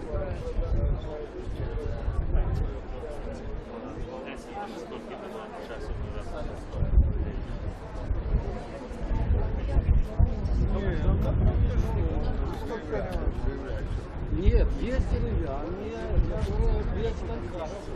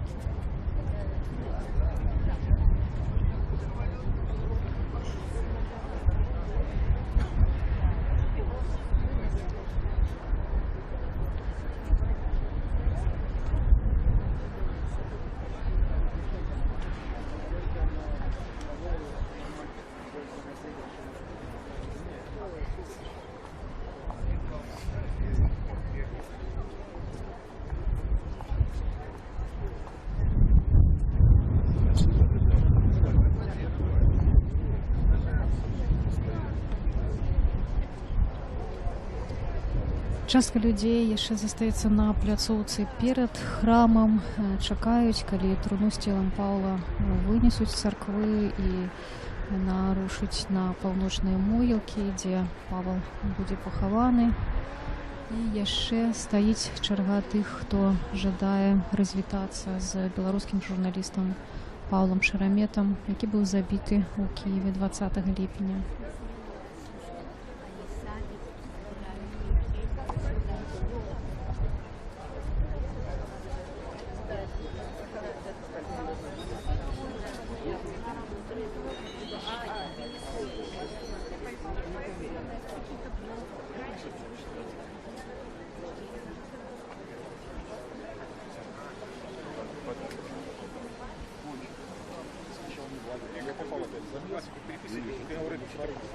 Рассказывать про это самое.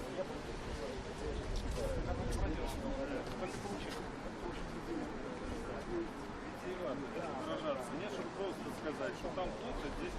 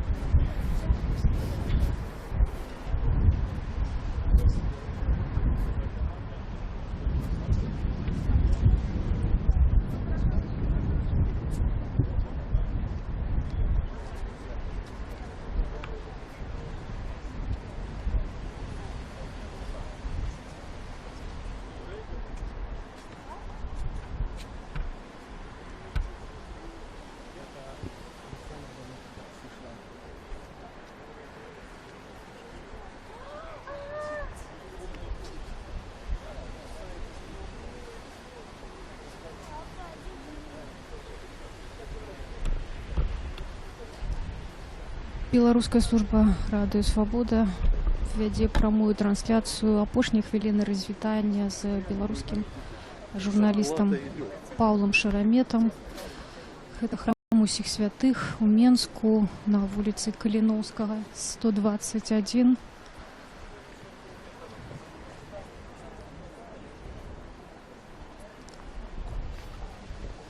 Цяжка сказаць, колькі людзей прыйшло развітацца з Паўлам. Але гэта сапраўды шмат, вельмі шмат кветак. Памяшканне царквы вельмі маленькае.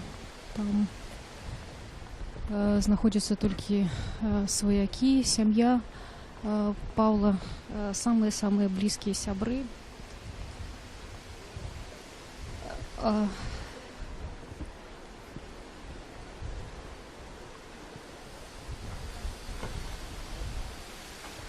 Сам храм усіх святых займае вялікую пляцоўку. Тут некалькі насамрэч церкваў размешчана. Это няпростае непростое место.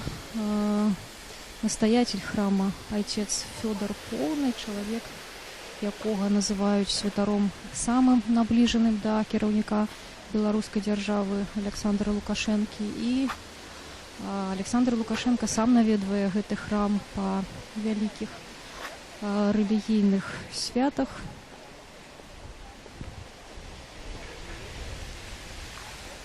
Цяпер яшчэ застаюцца людзі, якія жадаюць развітацца з Павлом Шераметом і Мустафа Наем, депутат Верховнай Рады, журналіст «Украинской правды» до того часу, пакуль распачаў палітычную кар'еру по-русски.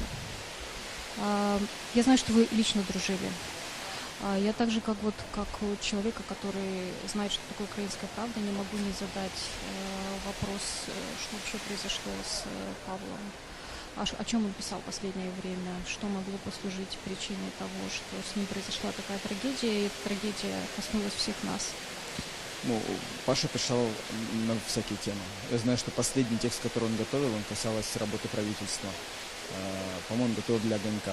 Но тут проблема в том, что Паша писал много на разные темы, и сказать, что какая-то конкретно одна тема могла стать причиной, сложно. Откройте его блоги, откройте его тексты. Он постоянно писал, постоянно говорил. Тем более у него есть еще радиоэфиры.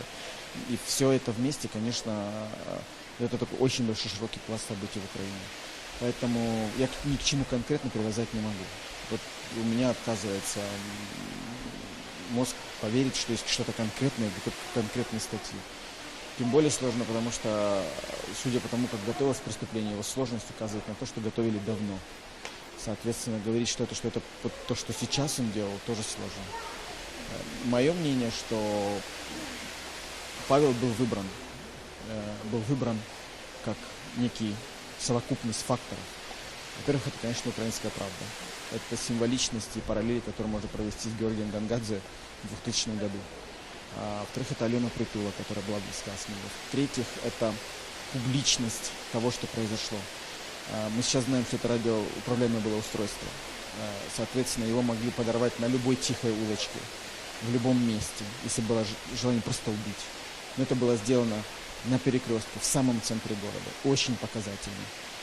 Взрывчатка была заложена заранее. Соответственно, все это указывает на то, что было желание сделать это очень публично.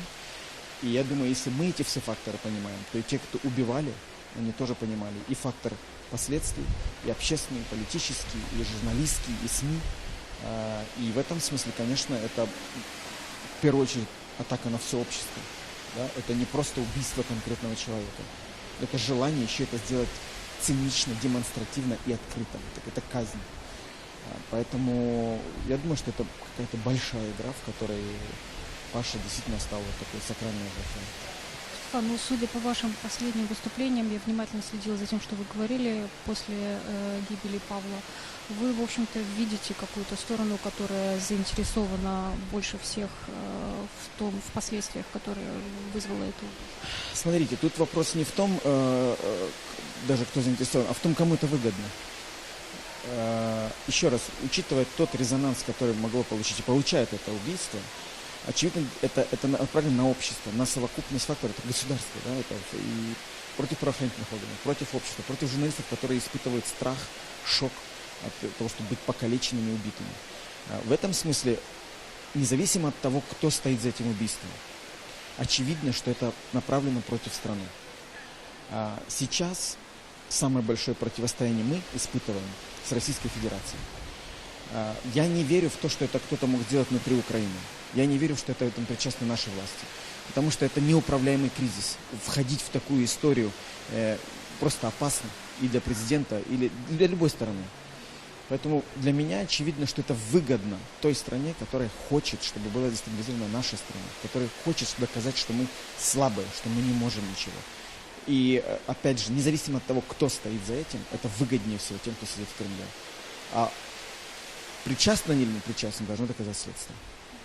Вот что касается следствия, я знаю, что вы очень активно ангажированы в реформу теперешних правоохранительных органов в Украине. Что можно сказать теперь? Какие есть зацепки? Как продвигается следствие? Сколько человек работает? Не знаю, какие есть улики. Вот вчера было видео опубликовано, где видно, что, возможно, это девушка и мужчина, который закладывает это взрывное устройство. Ну, во-первых, сейчас этим занимается не только милиция, этим занимается у нас полиция, да, у нас этим занимается и полиция, и прокуратура, и СБУ. Есть общая группа, которая занимается этим следствием. На это брошены огромные силы. Вы знаете, что сейчас в Киеве, в Украине готовится крестный ход, который удивительным образом не совпал с этим, да, но тем не менее, очень много сил бросено на это. Я не обладаю данными следствия. Поверьте мне, это делается все в очень закрытом режиме, именно потому что не хочется выдавать каких-то данных, которые позволят преступникам скрыться. То видео, которое появилось, насколько я понимаю, действительно это видео, которое было изъято буквально там в первые часы. Это действительно видео, которое подтверждает, что их было двое тех, кто закладывали, но это не все, кто были участниками этого убийства. И я бы не хотел дать никаких предположений, потому что я правда не знаю. Я знаю, что сейчас идет отсмотр огромного массива видео, что была произведена экспертиза тела, экспертиза взрывчатки. К этому привлечены действительно ФБР, который одной из функций, которая является дать экспертизу как раз взрывчатки, экспертизу этого устройства, которое, насколько я понимаю, должно было дать какие-то указания, куда идти дальше. Это движется очень быстро. То есть вот мы прилетели сюда, может быть, за ночь что-то уже новое появилось, я не знаю. Но поверьте мне, что сейчас и для полиции, и для СБУ, прокуратуры это вызов. И они это понимают. Сейчас к этому делу привлечены еще старые кадры. Старые милиционеры, которые там имеют опыт именно таких взрывов. У нас были подобные истории. И я думаю, что они сделают все, чтобы дать как можно быстрее ответ на вопрос, кто. Мустафа, поделитесь личными воспоминаниями про Павла. Вот что вам больше всего запомнилось? Вы знаете, вы, наверное, как журналист понимаете, что когда убивают публичного человека, как правило, появляется очень много комментариев. Хороших и плохих. Если посмотрите интернет, о Паше нет ничего плохого. Вот правда нет. Я не видел ни одной статьи, которая была плохо. Вот честно, посмотрите.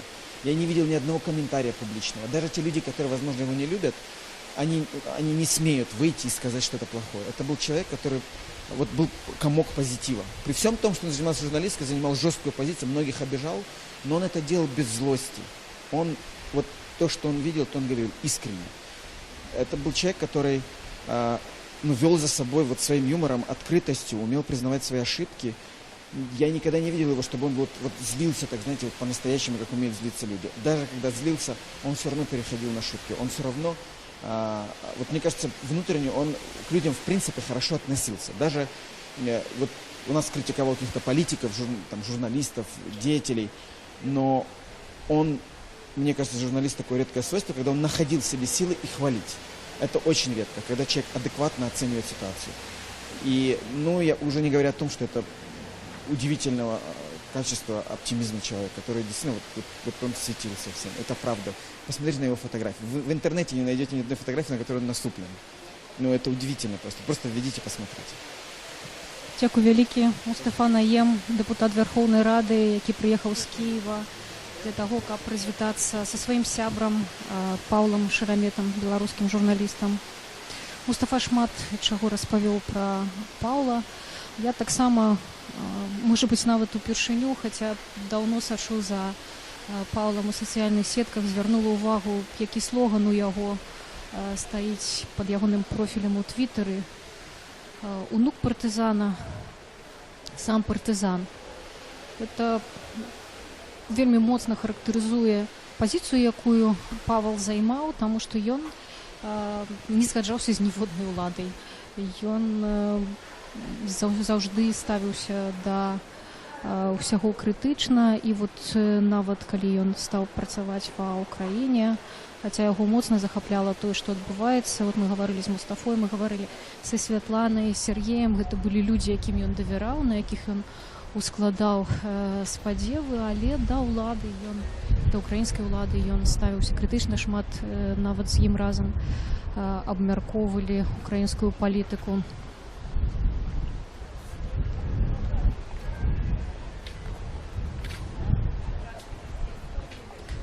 Мы вяртаемся да уваходу у храм усіх святых. Я думаю, што ўжо хутка будуць выносіць труну з целам Павла Шерамета і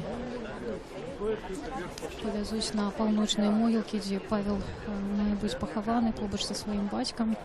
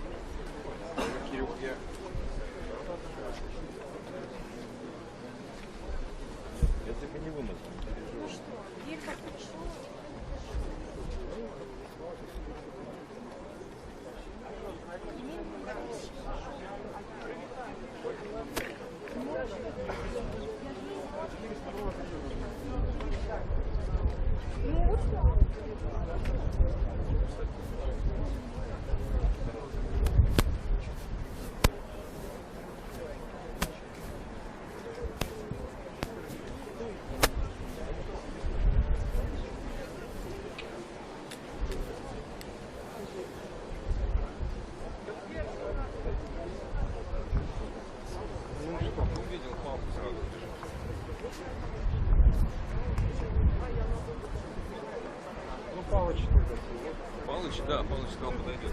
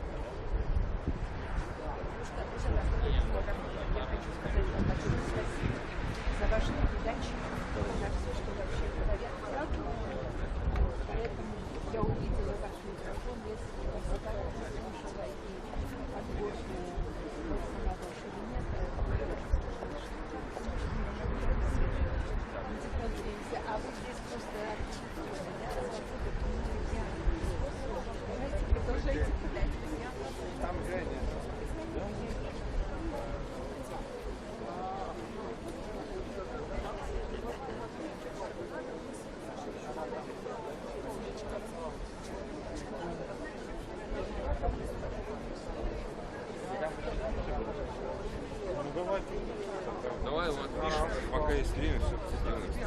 Нет, так а куда ты выйдешь? Туда выйдем, там Павла цветочки.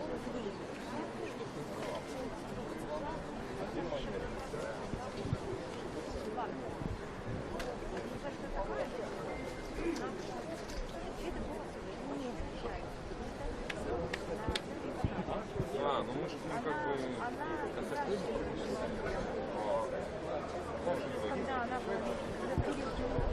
Яшчэ ёсць магчымасць развітацца з беларускім журналістам Паўлам Шераметам у храме ўсіх святых по Менску, по улице Калиновского, 121.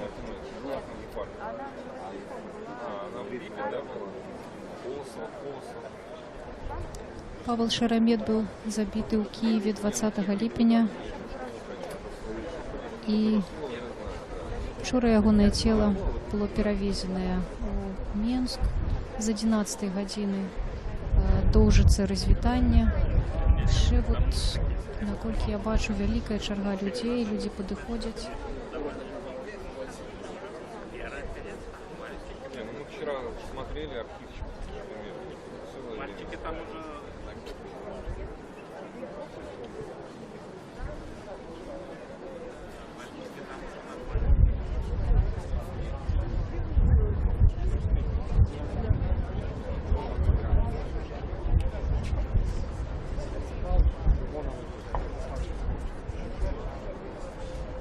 Да, вижу.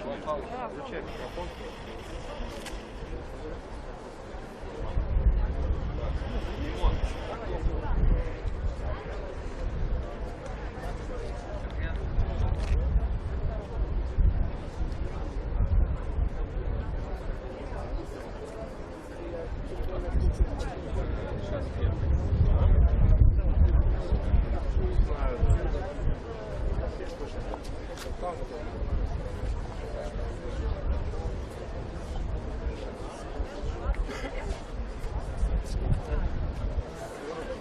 Я туда? Да. Закрою кадр.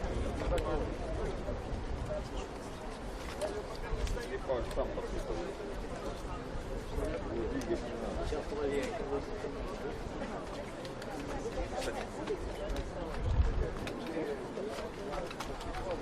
сейчас, коллеги. А вот, кстати, пишет, не Маша, но не нужно.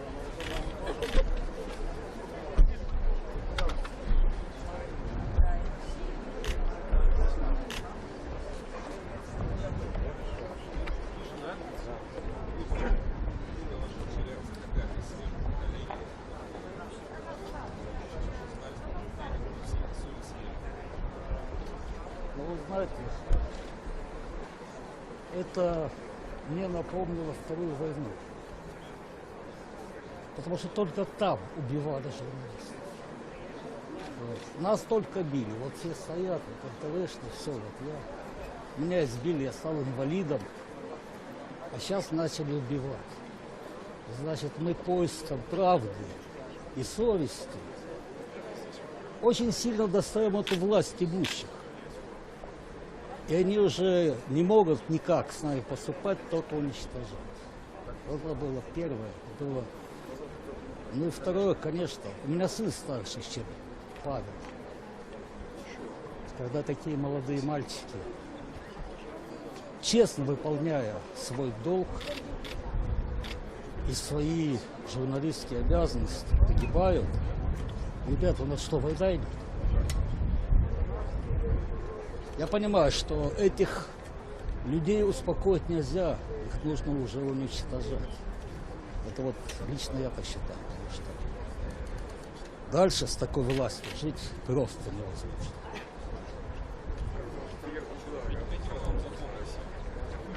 Но Шеремет, да, он всегда искал правду, он искал, как образумить эту обезумевшую власть. Может быть, был слишком смел.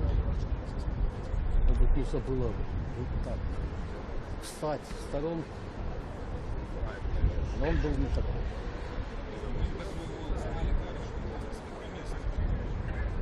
Да, я это знаю.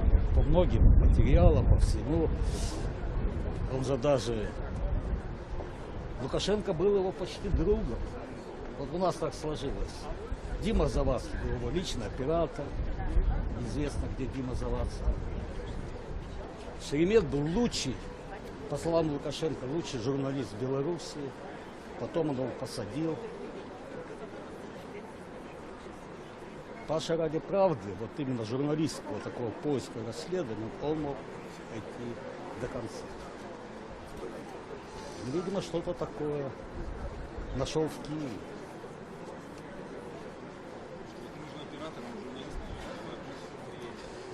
Сергей Ельбах – гэта аператор Паўла Шарамета ў той час, калі ён быў карэспандэнтам тэлеканала ОРТ ў Беларусі, кіраваў карэспандэнцкім пунктам ОРТ ў Беларусі.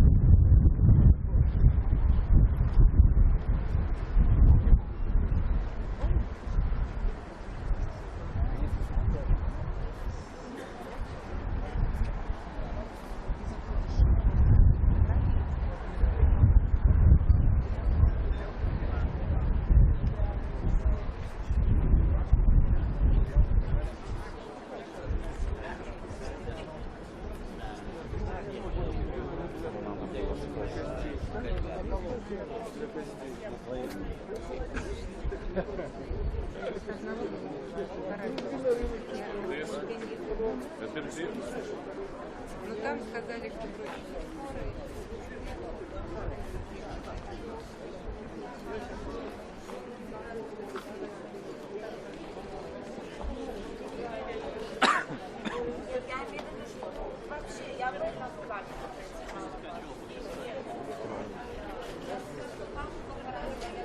Яшчэ стаяць у чаргу людзі, якія прыйшлі ў храм усіх святых, каб развітацца з Паўлам Шараметам. Вельмі шмат кветак, яны не змяшаюцца у зале царквы. Зале маленькая, там знаходзяцца толькі сваякі, не пускаюць туды журналістаў.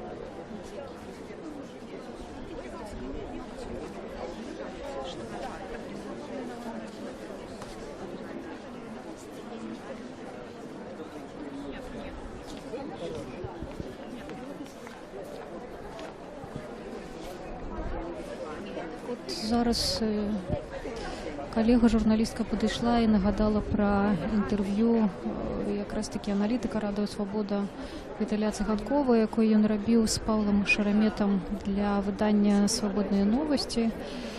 І кажа, што Віталій вельмі моцна дапытваўся ў Паўла, калі ён вернецца з Расіі тады яшчэ на Беларусь.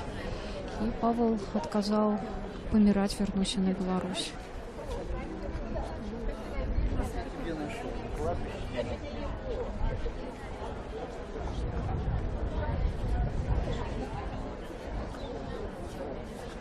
Тут амаль у кожнага з сотняў чалавек, якія прыйшлі развітацца з Паўлам, ёсць свае ўласныя ўспаміны, перажыванні.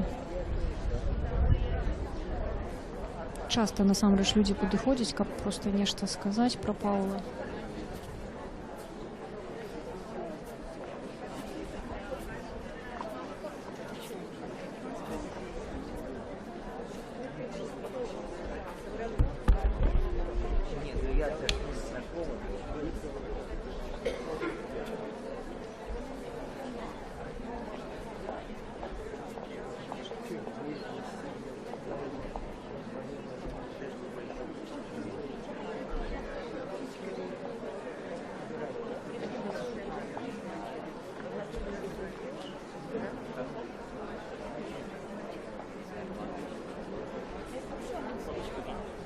Опять эта дама проходит. Я вас сейчас...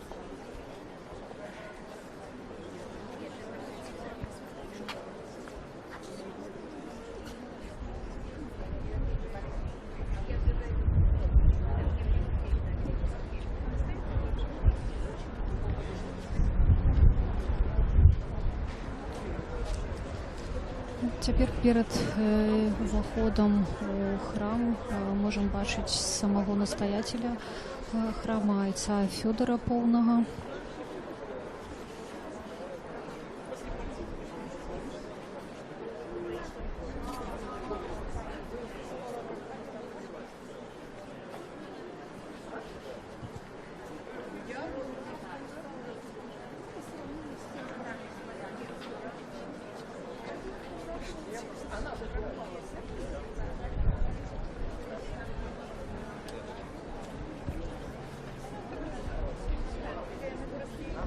Згадвалі ўжо пра тое, што отец Фёдор Поўны самы набліжаны да кіраўніка Беларусі Александра Лукашэнкі святар, і сам Александр Лукашенко прыязджае ў гэты храм на вялікія рэлігійныя хрысціянскія святы. Фёдор Поўны адзіны святар, якому дазволена, які жыве у знакамітых Драздах. Таксама неаднаразова з'яўляўся побач з Александром Лукашенко на афіцыйных і на паўафіцыйных мерапрыемствах.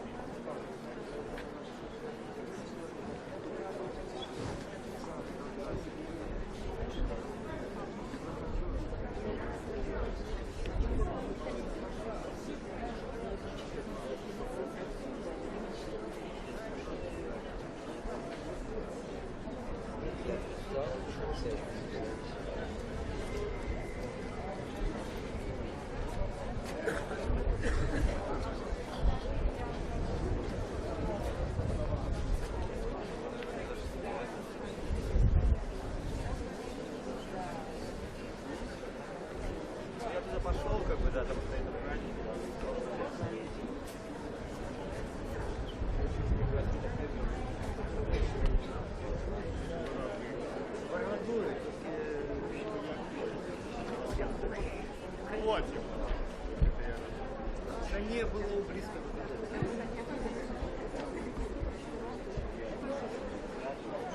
Лакарка сказала.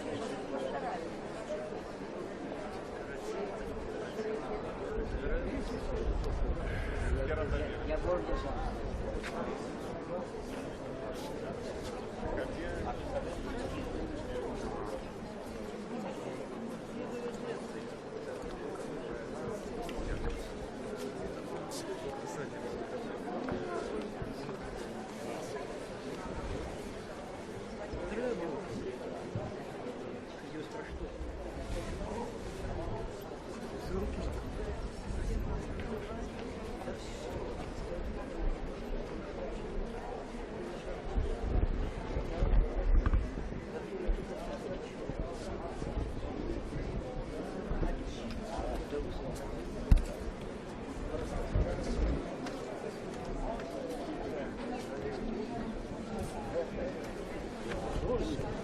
Стой, воздух. Колени.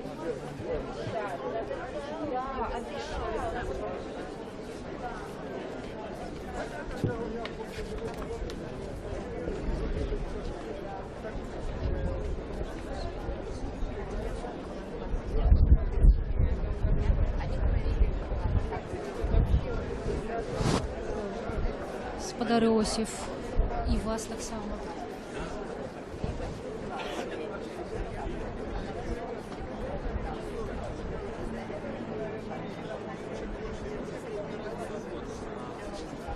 Захар Петрович, можно мы вас подымем? Вы просто, как я не стояла спиной, дадите. Конечно. Я не памыляюся, вы былі адвакатам Паўла? Да. Ці калі яго затрымалі за нібыта за пераход мяжы?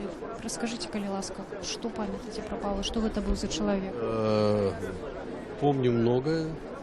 Ну, скажу сразу, с Павлом Шереметом мы знакомы были еще до этого случая, который произошел в связи с обвинением по незаконному переходу государственной границы.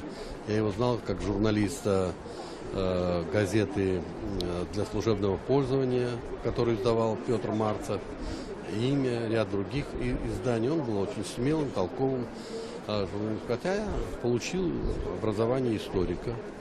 Но очень... Ён пасля скончыў уже факультэт міжнародных эканамічных сувязей. Я не исключаю, поэтому я только одно могу сказать, что он был очень эрудированный, очень грамотный специалист в журналистике, умел раскрыть и подать тему интересно для читателей. И многие его знали и по публикациям, и лично, потому что он был очень компанейским. Но мы более тесно познакомились тогда, когда я вел некоторые громкие дела, и в частности дело Тамары Винниковой, председателя Национального банка. Он часто и со Светланой Ковинкиной или отдельно брали у меня интервью, отслеживали это дело. Был интересный случай, когда Тамару Винникову освободили из-под стражи, но оставили под домашним арестом. Я провел их в ту квартиру, которая охранялась службой безопасности президента. Видимо, служба поняла это таким образом, что адвокат, потому что я предъявил удостоверение адвокатское, и в моей группе было еще два адвоката, одна женщина, мужчина, поэтому они, так сказать, не стали исследовать их личность и брать какие-то документы в руки. Ну, вот так вот мы проникли и взяли очень обширное интервью у Винниковой. Ну, а я еще остался и работал с ней уже как со своим клиентом. Я вел это дело по обвинению Павла Шеремета, Дмитрия Завадского и Николая Овчинникова, когда их задержали. Вел его до самого рассмотрения кассационной жалобы. Работали мы более 8 месяцев. Период следствия они находились под стражей, если мне память не изменяет, 76 дней. Находился он в следственном изоляторе Гродненского облсполкома, где арендовали некоторые камеры местное отделение КГБ. Встречались очень часто, и, конечно, дело было с одной стороны сложным, с другой стороны для меня как юриста абсолютно понятным и простым, потому что и Павел и его группа не совершили никакого преступления, они выполняли свою профессиональную работу, причем по делу у нас были материалы, в том числе отснятые группой журналистов, Павел, тот же Дима Завадский, Гельбах и еще кто-то там был из операторов. Тогда, когда проходил саммит СНГ, здесь, союзного, вернее, государства, и на белорусско-литовской границе ряд депутатов перешли границу, углубились на территорию сопредельного государства где-то около 30-35 метров. И эту группу сопровождала и операторская камера Димы Завадского, и Шеремет с микрофоном. Они проникли тоже вместе с депутатами на территорию Польши и затем вернулись. И вот мы представляли этот случай, который закреплен был в материалах дела. Почему же вы, господа следователи, прокуроры, судьи, не хотите оценить подобный эпизод, как исполнение профессиональной деятельности журналистов, а уцепились за вот этот случай показа и по Первому каналу материалов, связанных с контрабандой. Там был очень действительно интересный материал. В свое время и Павел, и ряд других журналистов, как российских, так и белорусских, обвиняли власть Лукашенко в том, что через белорусскую государственную границу открытым, можно сказать, путем идет контрабанда. А вот таможенники и пограничники Российской Федерации почитали и прямо указали Беларуси на то, что 70% всей контрабанды, которая имела место в тот период на территории России, на границе России, проходила через белорусско-российскую границу. И мы помним, что действительно Лукашенко подписал около 200 специальных закрытых указов, которыми льготировал вопросы таможенного оформления и выплаты таможенных пошлин этими фирмами. Они привозили товары, которые двигались транзитом на Россию. В карманах, естественно, тех, кто проводил эти операции, оседали огромные деньги.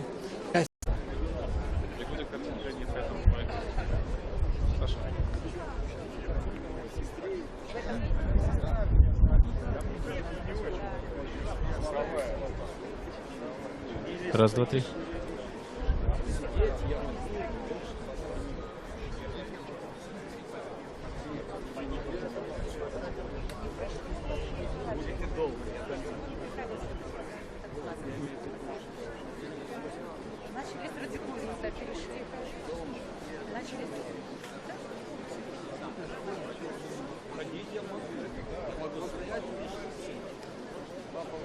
Беларуская служба Радио Свобода вядзе прамую трансляцыю ад храма ўсіх святых у Менску.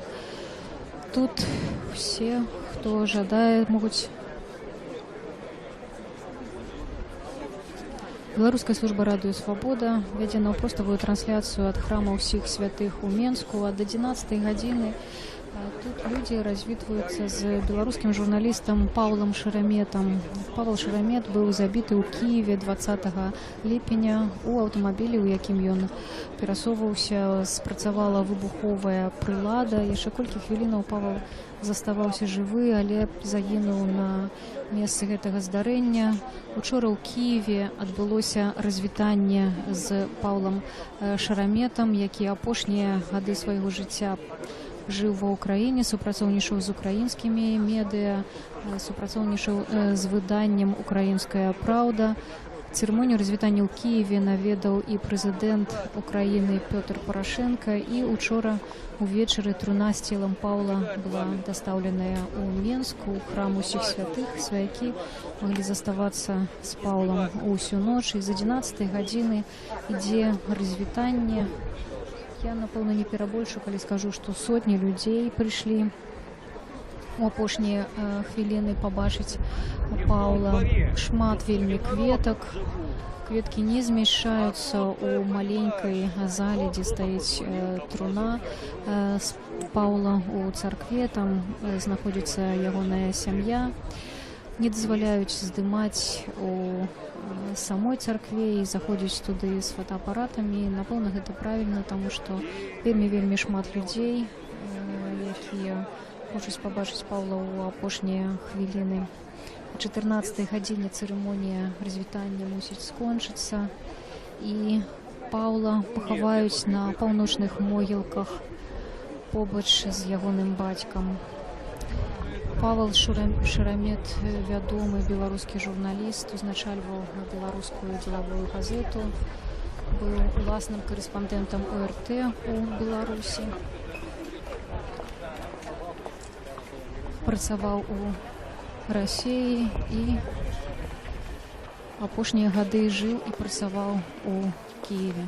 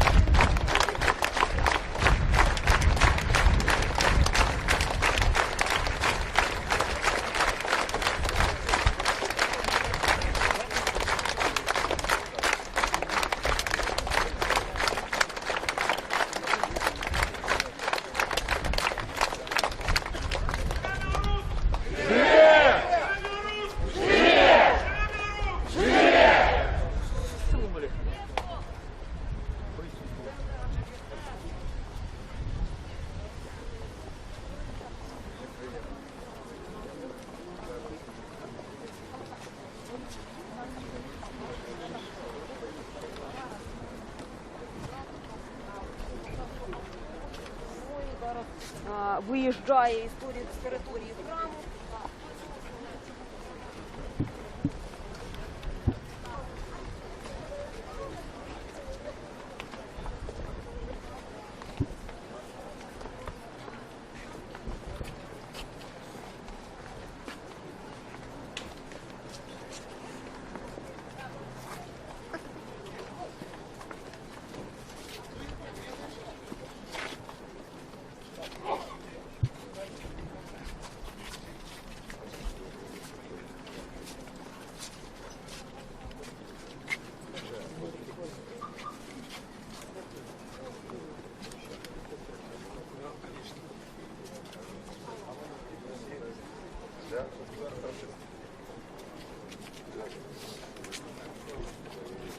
Беларуская служба радыё «Свабода» вела наўпроставую трансляцыю з цырымоніі развітання з беларускім журналістам Паўлам Шераметам.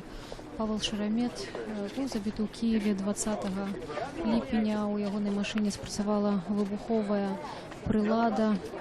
На працягу 3 гадзінаў людзі маглі развітацца з ім у храме ўсіх святых. Без перабольшання сотні людзей прыйшлі для таго, каб у апошнія хвіліны паважыць Паўла. Труну з ягоным целам зараз вынеслі з царквы, і цяпер Павел будзе пахаваны на паўночных могілках побач са сваім бацькам. Паўлу Шерамету было 44 гады. З ягоным імём звязаныя такія выданні, як «Беларуская дзелавая газета», ОРТ, «Аганёк», «Украінская правда». І, канешне, галоўнае выданне, якое ён укладаў вельмі шмат сілы, энергіі, якім займаўся да апошніх дзён, гэта «Беларускі партызан». Калі мы гаварылі з людзьмі, усе згадвалі Паўла як весёлага чалавека, непераможнага аптыміста, і галоўным ягоным лозунгам заўжды было «Прарвемся, пераможам». Шмат хто казаў пра тое, што Павел перамог.